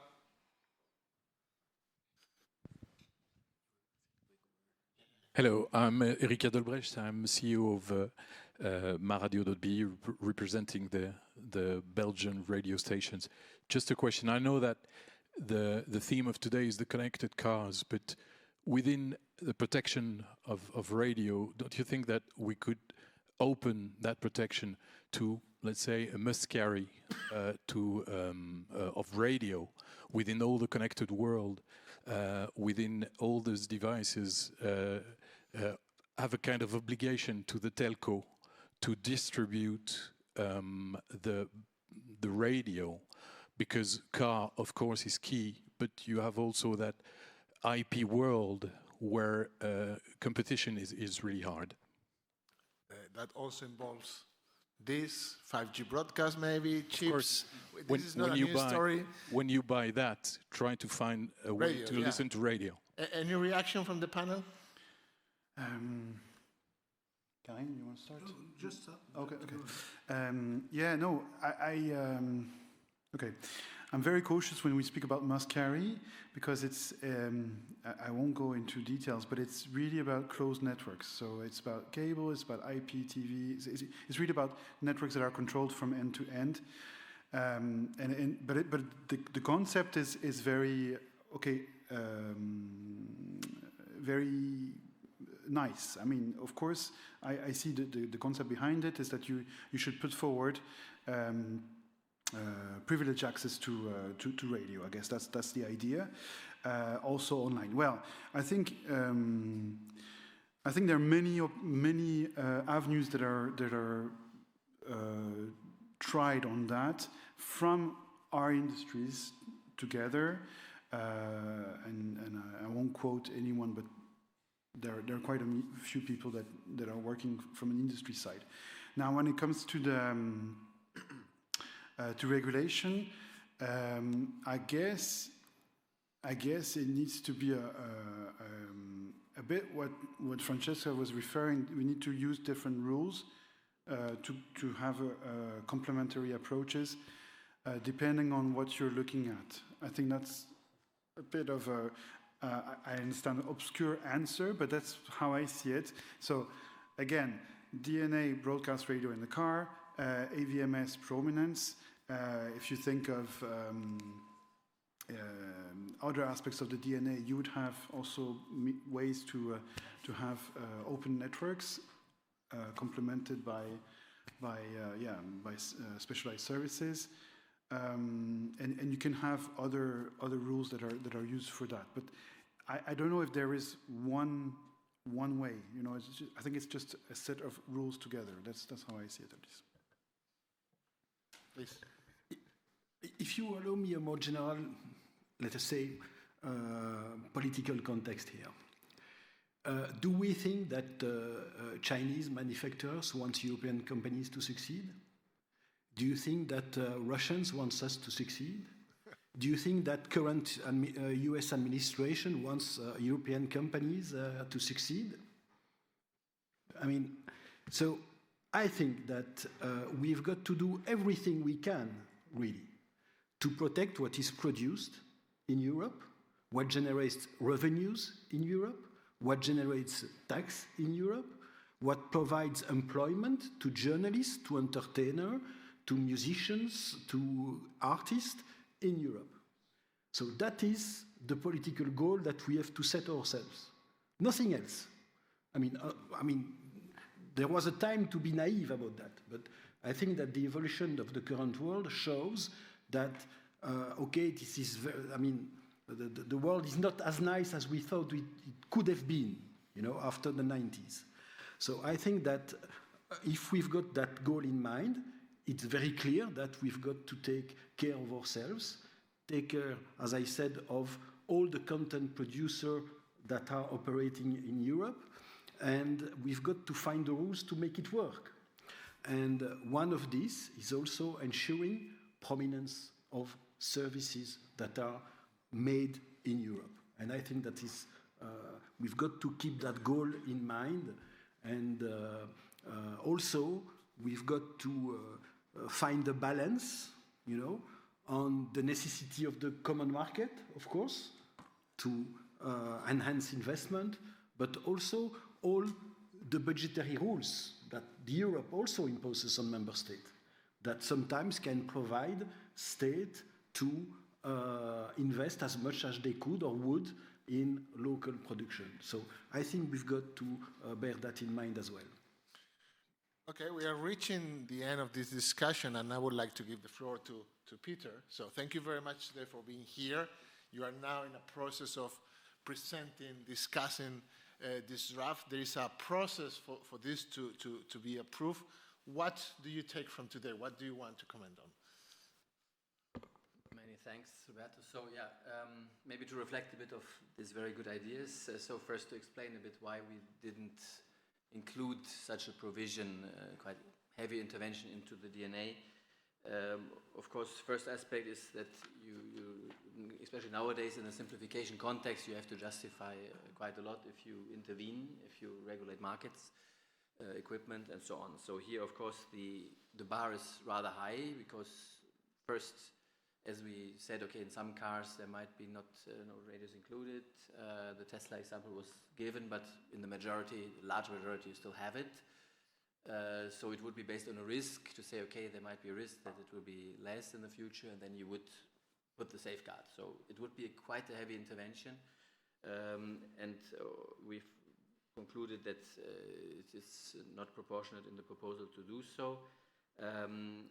We also have to keep in mind a bit the scope of the DNA. So if you think, for example, of a facility like eCall, the emergency service in a car, it's not regulated in the DNA, so it's more in the car legislation. So there, where the equipment is regulated. So we think it would probably fit better there, but of course to be discussed. Then maybe this hardware software, interesting idea. Also, what came here to say, let's build it in where to all connected devices that think about radio. Of course, the resilience aspect is an interesting one because there you could say if the network goes down, you still have the radio. So I think it's certainly an interesting point. But otherwise, of course, you have also these kind of services in principle over the top available. So then the question is to impose on every device and every connected device a radio receiver hardware might maybe not be justified if you still could have other laws where you could say, let's have some privileged presentability of the content. Also in the software context, as you say, on every device somehow would have access to these services would probably be sufficient because it would be delivered over another channel, you know, so and the content would probably be the same. So that's just some reflection. So of course, now anyway, the proposal is on the court of the Council and Parliament. We of course take very good note of the ideas, and we will be honest brokers, so we will take these points and of course keep them in mind when we we asked when we're in the process of negotiation, and then let's see how we move forward. But we would also see that there might be also other avenues than just the DNA to maybe address some of these valid concerns that you put forward. Well, thank you very much to all the panelists for your contributions, for your time to come here. I think that this panel shows that the job, I mean, you know, but I think it's important to state it. The job done here in Brussels is not simple. It's very complex. It's about integrating many aspects and trying to make it simple. I think, as many of you said, this shows that it's the time for complementarity. I think that Europe, we have the resilience of a complex system that doesn't make it like susceptible just to be directed by one person or one group. That's a strength. Sometimes it makes us a bit slower, but maybe that's something we can improve. I think it's the time for collaboration between many partners, and I think it's the time to be European. I would say not only to defend what is European, but to promote and to cherish what is European. And I think this kind of events help to that. So thank you very much for your contributions, and we move to the next point of the agenda. Thank you.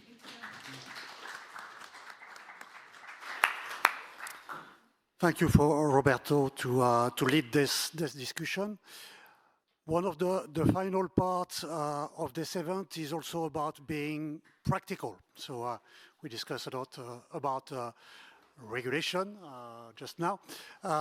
We will give space now for what we call innovation spotlights. And for this, I made it in two parts, two intervention. And before going over different example of what is done in Europe with important broadcasters in the field of AI and media, I also wanted to talk about the next generation cockpit experience. We're talking about connected car. What is the vision for the coming future of entertainment in car? And for this, I asked Jérôme Doncieux to come here to share his vision. Jérôme Doncieux is the founder, chairman, and CEO of MajelanX. So this is a real case vision, industrial real case vision for Europe. Thank you very much, Nicolas. Well, I'm very glad to be here. I was really impressed by the vibrant messages delivered by my colleague. So thank you very much, Nicolas, for the initiative. I'm glad to bring my contribution, and knowing that for me my message is really really simple. I think it's really time for a European revolt onto the automotive cockpit, and it was recently the purpose of a white card published in Le Soir. I will leave it to you if you want to read it in French or in English. And clearly, this I'd like to explain why and how I see the strategic importance and the urgency of this European revolt. And with, like Jean-Paul earlier, I'd like to show you something. He came with his radio. I came with my car radio, you know, because I don't know if you know, but this car radio was introduced within the car in 1932. And from that time, apart its digitalization, nothing changed really within the car. The only thing we change is the fact that, of course, your phone is becoming mirrored. But what does it mean? It means that the experience for the user is not great. There are many research about that. And secondly, all the value is captured by the Chinese, because the onboard experience is now the criteria #1 in China to buy a car. And the other people who are making a lot of money within the onboard experience is, it was mentioned by Jean-Paul as well, let's say, the American digital group, the GAFAM, you name it, as you want. So clearly, there is a big issue about that, because you have to know, and I'm sure you know, that already at the moment in Europe, some car manufacturers wonder if they keep the traditional radio feature within the car. So it means there is an imminent danger for the radio to be deleted from the cars. So this is the bad news. The good news is, I think, what's going on within the car is a blue ocean for the European industry and for the European value chain, from publishers to car manufacturers, including, of course, startups, tier ones, and etc. Why do I believe so much in this opportunity? For a simple reason. As I already mentioned, the radio car button was introduced in 1932. And we think at MajelanX that we need to reinvent this radio button, because so far I'm a fan of radio, of listening radio, okay? But nothing changed. When you are on your car, it's a very passive, non-personalized, non-interactive usage. And the way we see that is the fact that if we completely transform, there is a double transformation in our sense, to manage. First of all, we need to take benefit of the technology, because, you know, cars, there are many technologies within the cars. And if we achieve to combine the sensors within the car in order to deliver the good, appropriate content experience at the right moment, and if we monetize this, and personally I think that the next big wave for the advertising business will be advertising in-car advertising, because there are people are spending so much time within their car. Reminder, 1 hour per day roughly for particular people, and for professionals it's roughly 3 hours. So we think that the technology is really here. If you combine sensors, content, and the monetization of this, you can be absolutely transformative. First of all, for the radio publishers, but also for the manufacturers, because one of the key problems for the industry is the fact that the car manufacturers, it's a complete paradox. They sell cars, people spend a lot of time within their cars, but they make no money at all with what's going on within the car. Or this automotive industry is moving on a very simple way, from hardware to software, from value created outside the car to inside the car. So what does it mean for the Europeans who are here in this room and on the continent?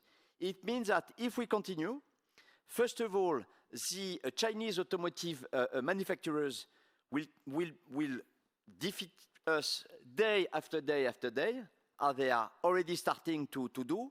And the only people who will make money within the car, the American software company. To make it simple, this is a risk, and it's urgent to consider it, because the risk is not in 3 years, it's really now. The reason why I'm optimistic is the fact that, first of all, car manufacturers now are more and more aware about the urgent necessity to tackle with this point. And the way we see it, we think that we need to retake the control of the experience, and by a perfect combination of three kinds of content within the car. First of all, media content. Of course, radio are absolutely fantastic to listen, but we think that you need on the same media experience to be able to provide traditional radio, podcast, but also thanks to AI, and we are the leader of intelligent audio for medias in France. You can transform text in audio on huge quality. If you know François-Olivier Gisbert, the famous journalist, we work for Le Point. We have cloned his voice, of course, with his agreement and with the publisher. And now you can listen his weekly editorial in French, but potentially it should be in 50 languages in order to strengthen the impact of what François-Olivier Gisbert is saying. So clearly, this the first stream is to bring all the media within the car, traditional radio, podcast, and the written press. First, the second stream is to give the opportunity, thanks to technology, to the users to listen what they don't have the time to read. Let's take an example. Imagine I'm back to Paris tonight, not by train, but by car, and I have a urgent document to read. Well, thanks to technology, on my phone, I'm going to scan the document, and as soon as I am on my car, I will open my car, and I will have the opportunity to listen the full or synthesis of what I'm supposed to read. It means that we are going to bring a very, very useful feature to the customer. And last but not least, I'd like to be back to the OEMs, car manufacturers paradox. They are selling, you know, at the moment in Europe, there are 300 million cars on the field. And the car manufacturers are doing nothing with the time we spend in their cars. But it's probably one of the most powerful engagement platforms for them to deliver brand message, services message, business message. So as a conclusion, our vision is three messages. First of all, there is a real danger for radio in the car if we don't reinvent completely the experience. Secondly, we think that this is a huge opportunity if we achieve to manage the convergence between the automotive industry and the media industry with a very ethical way, which is, I think, the strength of the European approach. This is an opportunity, win-win approach for the automotive industry and for the media industry. Third message, AI is clearly a great leverage to do so, because thanks to AI, you can transform content, you can really manage the orchestration of the content, the recommendation, but you have to do it in a very respectful way. I'm an alumni from the École Polytechnique de Paris, from the Executive Master of the École Polytechnique de Paris, and there I've done research with R minuscule, a job about audio, AI, and the society. And my purpose is what I call the likelihood society. The quality of the AI today is so fantastic. It means that there are many opportunities to deal with, but also many risks to deal with, and we all know all the risks due to the deepfake in audio and etc. So at the end of the day, that's why I was so glad to have the opportunity to be here today. The message, and this is why we ask for this European revolt, huge opportunity, urgent opportunity, and if we achieve to manage a convergence between the automotive industry, the media industry, and of course, with the support of investors, governments, and regulators, I think that not only the game is not over at all, but I think that the European continent can be really at the forefront of the innovation from the media and for the automotive industry. Merci.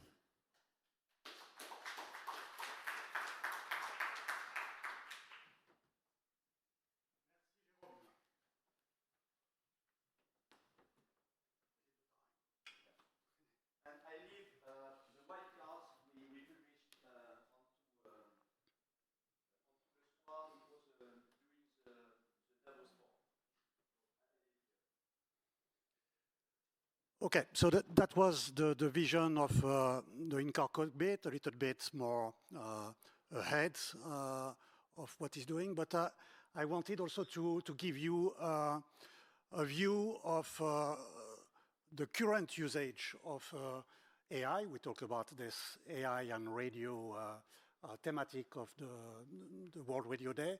And I asked Martin, working with the future media hubs that you possibly know at VRT. They are basically working all over nearly the world, mostly Europe, of course, with different actors, especially broadcasters. And I asked him about illustration of what is the current usage of AI in different radio stations, especially media in general.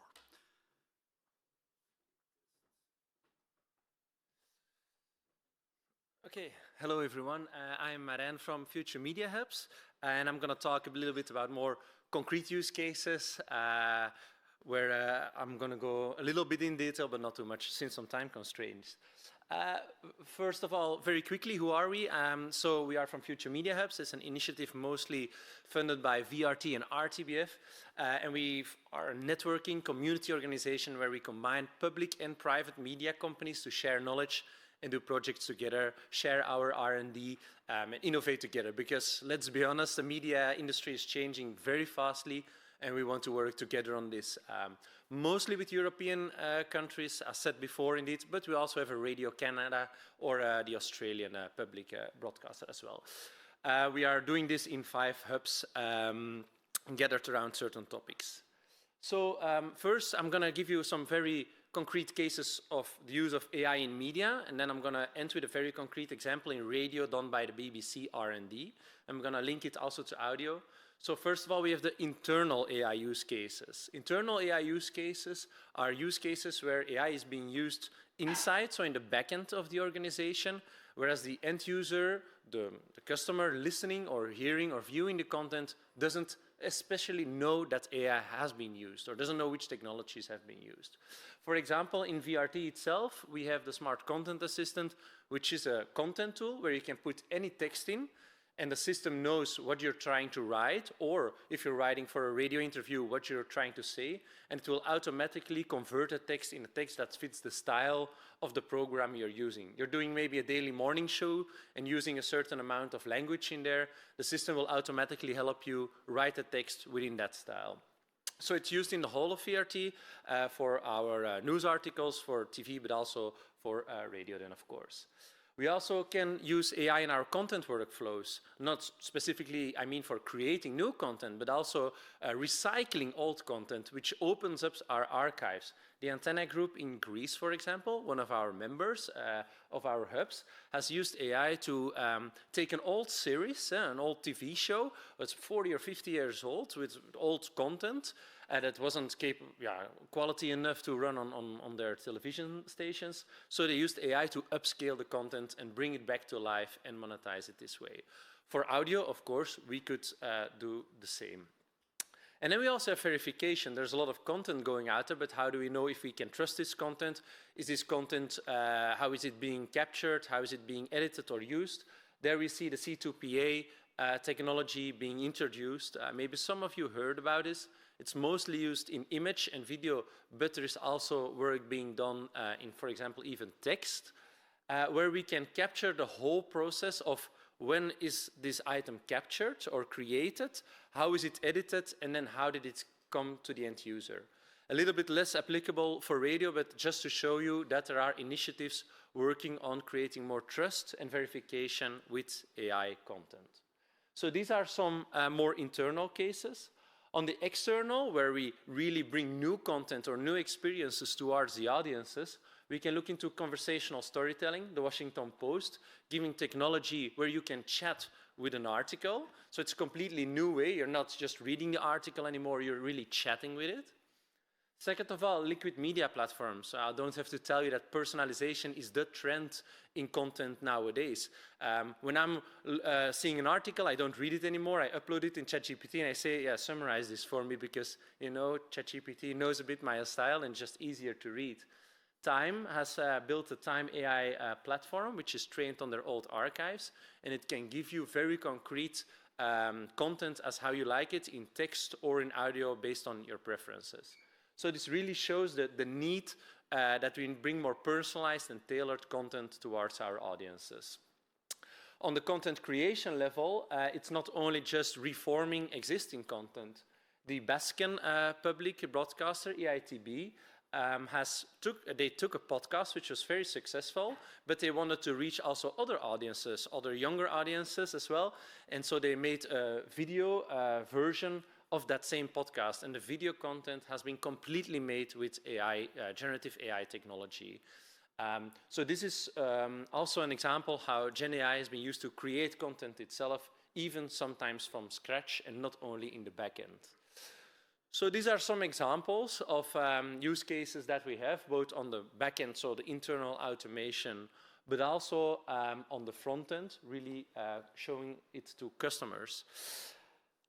Now I'm going to go to, it's a little bit cut off, but this is an example done by BBC Radio, I think still at the end of 2024. If you would like to read the full article, we have a version at our website of futuremediahubs.com, but also on the BBC R&D website, you can find the full use case. You know, it's their use case. I'm presenting it a little bit, but they know it, of course, the best. Where they had the idea of what if we could, in cars, provide a fully personalized listening experience? A podcast, or not a podcast, a radio, completely tailored by AI, where the AI would not be the content itself, but is used to sequence the content specifically for your needs. So people in the UK had an average of 60 minutes in the car in their morning routine, and 80 participants joined in this. And then the automated AI system would create a sequence based on what is the time of day and which kind of person is this. Because for the experiment, they surveyed the participants, they know who they were, what their preferences were. And then over 3 weeks of time, people got to listen always new versions of that audio stream, and new content was shown to them. And when, for example, they're driving home, maybe you're tired and you don't want to listen to the news because you're tired and you want to listen to some chill music compared to in the morning when you're still fresh and awake. So this experience was really fun. How can we create this custom Gen AI tailored audio stream? So you can see it's in a sequence, and a sequence can be news, and then we have different components that are part of that sequence, and it has used an AI voice to introduce the next piece of content. So the only fully generated synthetic content is the voice that introduced the next piece. And then they launched this, and there were 80 participants part of it. But what were some insights that came out of this? First of all, users expect really good personalizations. When users know that they are watching a personalized stream or they are in personalized content, they really want it to be good from in the beginning. While sometimes these streams, they need to learn a bit from you. And we could see there, or BBC saw there, that it was very important for those people that they felt that the personalization was done right. So if it's personalized, it has to be good. Then the content freshness is crucial, specifically for news and sport updates. So making sure that repetition doesn't come in that often. There was also the idea, like, what happens with distraction? And I know we were chatting a little bit before this event also as well, like, what do we do with interactive radio, or when people are interacting with their radio station, switching channels, or when they're listening to their own podcasts or music, they are maybe more on their phone switching what they're hearing, which can be dangerous. They try to tackle this because the personalized stream should be this good that users in the end don't need to switch that much the sound or the voice or the station they're listening to, because the personalized stream is this good that you just start it when you're driving, and when you stop the car, you also stop the stream. So they saw that they successfully reduced driver distraction while maintaining engagement. Of course, there are also some technical challenges that they countered, like AI does make mistakes, especially if you know Einstein and his quotes. So, of course, there are quite a lot of inconsistencies, AI mixing up some titles of shows and then playing the wrong show, or quoting the wrong show. So there were still some technical issues there. At the website of BBC Research and Development, you can find the full article and also probably get in touch with them to discuss. But I thought this was an interesting use case, because here it's really the complete use of Gen AI technology within a car experiences, making sure that the stream is completely personalized and tailored to your own custom needs, while still using, of course, existing human-made parts of content, where the AI helps you making it personal or tailoring it especially for you. Sorry I had to rush so much, but we had a little bit of a delay, so I had to go like a train through this presentation. The last thing I wanted to say, well, two last things. First, I'm here at the end of the event, so if you want to know more about what public broadcasters or media companies are doing, like really doing, not theoretically doing or saying, but really actively doing, talk to me. And second of all, is we're also with Future Media Apps launching the Future Media Initiative, because we know that the whole media industry is really at crossroads here. This is a fund that we're launching, hopefully with around 500 million, to supporting EU co-financing, where we're trying to launch new projects to deal with these very turbulent times in media. So if you think this is a good idea or want to know more, search for Future Media Initiative at futuremediaapps.com. So thank you so much.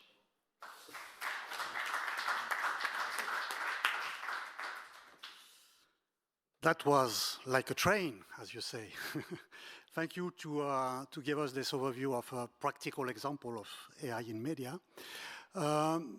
We are finishing this Spotlight Innovation session now.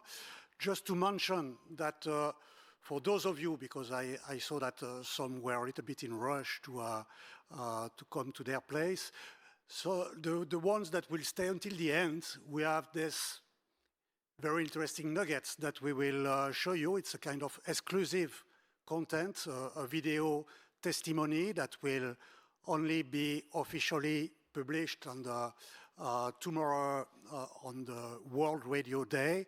And in advance, in collaboration with AER, we have the possibility only for the people in the room to give this exclusivity. It's a testimony of less than 2 minutes. It's very, but it's a very strong testimony from a top political, I would say, executive in place in Europe. You will recognize very soon. But now, and with no more time, I wanted to enlarge a little bit this conversation today about the democratic aspects and the importance of media, and especially radio, to fight against what is called FIMI. So you will hear this acronym a bit more now, but it stands for Foreign Information Manipulation and Interference. And this is of quite high importance, and this is one of the topics that will be exposed now by Dr. Filip Gregorzewski, if I do it well. Thank you.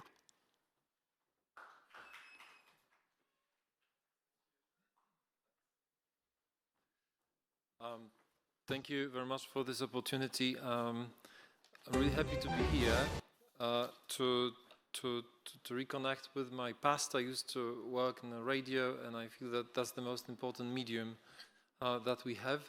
So now I work for the European diplomacy, for European External Action Service, headed by Kaja Kallas. And as the Foreign Service, we focus on foreign policy. But part of the foreign policy is also security. And when you think about information, security is not always a natural instinct to connect the two, information and security. But I wanted to make the point today about how actually information connects with security and what's the role of radio in all of that. And we'd like to move beyond what we all connect with information security, which is disinformation, and focus on foreign information manipulation and interference, which is different. It's different because it's coordinated, it's intentional, it's an intentionally manipulative activity, which is used to undermine democratic processes, social cohesion, and institutional trust. So FIMI, foreign information manipulation and interference, is not just about lies, it's not just about disinformation, it's about weaponizing information ecosystems to create confusion, to create polarization, to create dependency on authoritarian narratives. And radio's resilience, so radio's role, is critical.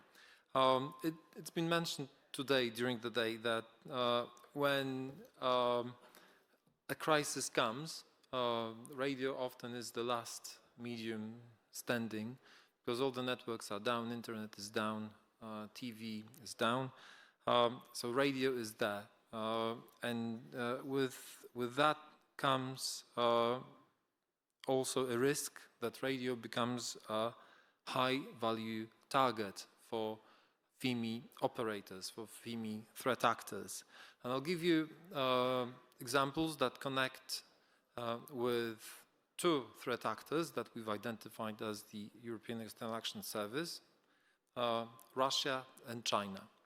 So the Kremlin-controlled Sputnik also operates a radio network in around 30 languages in at least 30 countries. Russia has been caught using radio to target military families and border communities with demobilization messaging. So this is, again, just to show you how it differs from pure disinformation. It's information manipulation and interference at its best. So these are the examples coming from Russia, and now threat examples coming from China. You know China Radio International, but China Radio International has partnerships with European local radio stations that are not public, providing free content that subtly normalize, so the content that subtly normalizes PRC position on Taiwan, on Xinjiang, on Hong Kong, etc. So China leverages diaspora-focused radio programming to create parallel information ecosystems, parallel to those that are open to democratic control. Again, exercising influence operations abroad. Now, the focus today is also on the connected car. So digital radio and connected vehicles create new FIMI vulnerabilities. It was touched upon a bit in the talk about the AI. So algorithm-driven content curation, data harvesting, informing micro-targeted influence, it becomes a totally new threat to the users, to people sitting in their cars that look more like well, mobile living rooms than cars. So for transparency in how connected cars or car platforms source, curate, and recommend audio content, it's key. And in the context of China as a threat actor, there are emerging concerns about in-vehicle infotainment systems and data flows that go directly to the Chinese manufacturers. So these risks, again, connect radio as the most trusted medium with the bigger security concerns. So to close, radio strength lies in human connection. So local journalists, trusted voices, community relationships that algorithms cannot replicate. So when we talk about AI and AI's role in the radio, I see radio as the strong pillar of information integrity. Our response to FIMI must then strengthen rather than undermine trust, media literacy without creating paranoia, regulation without censorship, technological resilience without abandoning human judgment. And trust here is not naive optimism, but the outcome of transparency, accountability, and resilience. Voila. Thank you very much.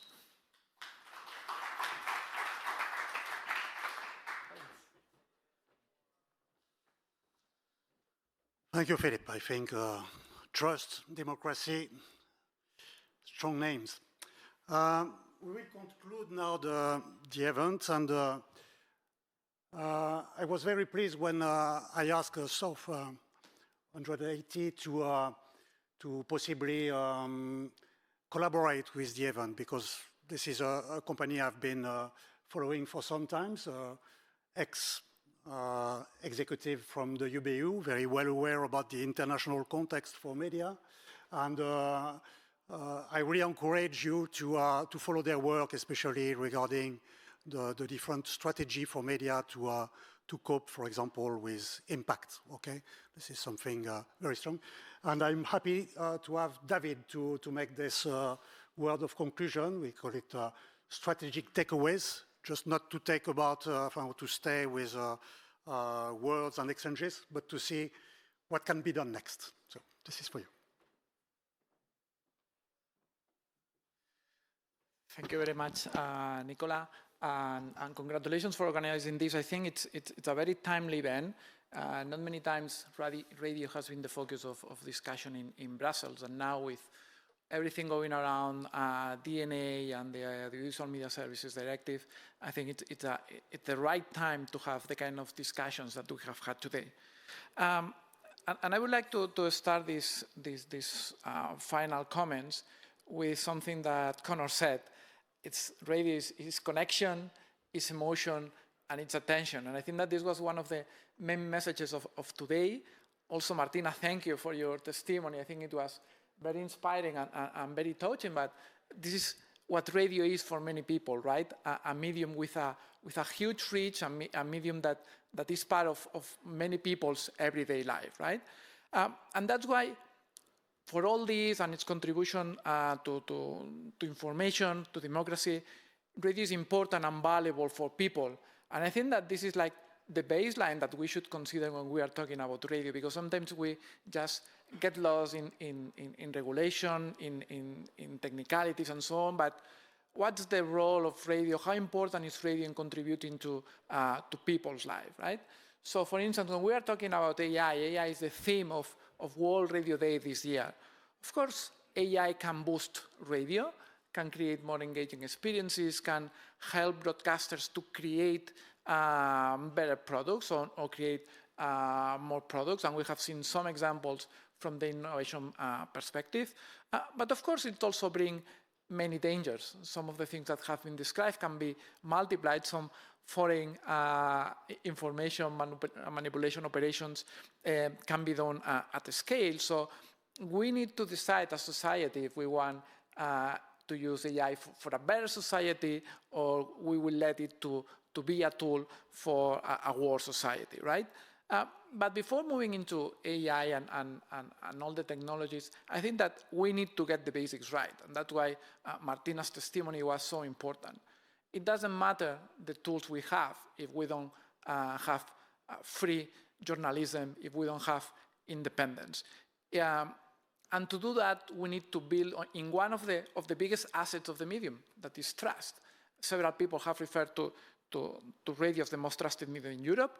That's true and has been true for many years.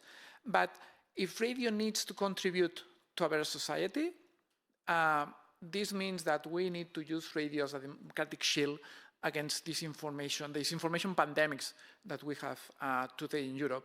I think we need to connect this because it's connected. It's part of the same European goal. with all the discussions about sovereignty, about resilience. And here we easily jump to DNA, the discussion, the panel that we had, the roundtable that my colleague was moderating. Of course, we live in a time where European institutions want to limit regulation to what is strictly necessary. And what is strictly necessary is facilitate access to radio. Unfortunately, it's not because radio can contribute to a better democracy, a stronger democracy, but for public safety reasons. But even this is what we have to build on, right? And in that regard, this public safety is becoming a more important topic. It's something that also we need to be aware, people who work in radio need to be aware. But also the other important aspect is that nobody can be left behind. So in that regard, connecting it to what we're saying about car, it's about covering all kind of passengers and all kind of also commercial vehicles that are out there. Roberto mentioned some figures that show the impact that regulation can have, right? So thanks to the European Electronic Communications Code, in the last 5 years, there has been like at least 40 million vehicles with these digital broadcast radio tuners that otherwise would have not been there. And this is a conservative estimate that we have done, we have calculated, probably it's more. But also in these 5 years, there has been like 8.5 million commercial vehicles that are out there, and we don't know if they have these kind of tuners, because this is not part of the scope of the VNA, so there are no numbers about this. And finally, the other topic that has been dealt with today has been innovation. And these examples at the end of the session have been super interesting. The industry is not only asking for protection, for good reasons, as has been mentioned, but also innovates to be able to compete with other players. So today, radio has been AI, the theme for the World Radio Day in 2026 has been democracy, being at free and trust media, and this is like probably the most important part, has been about public safety in cases of emergency and crisis, and has been about innovation. And I would like to finish these final remarks with something that Karim said. There was a time to be naive. It's not the time that we live in. And I would add, it's time to uphold radio, because also radio basically represents the value that European wants to be. So thank you very much. I hope you can continue enjoying radio, and tomorrow we can celebrate together World Radio Day. Thank you.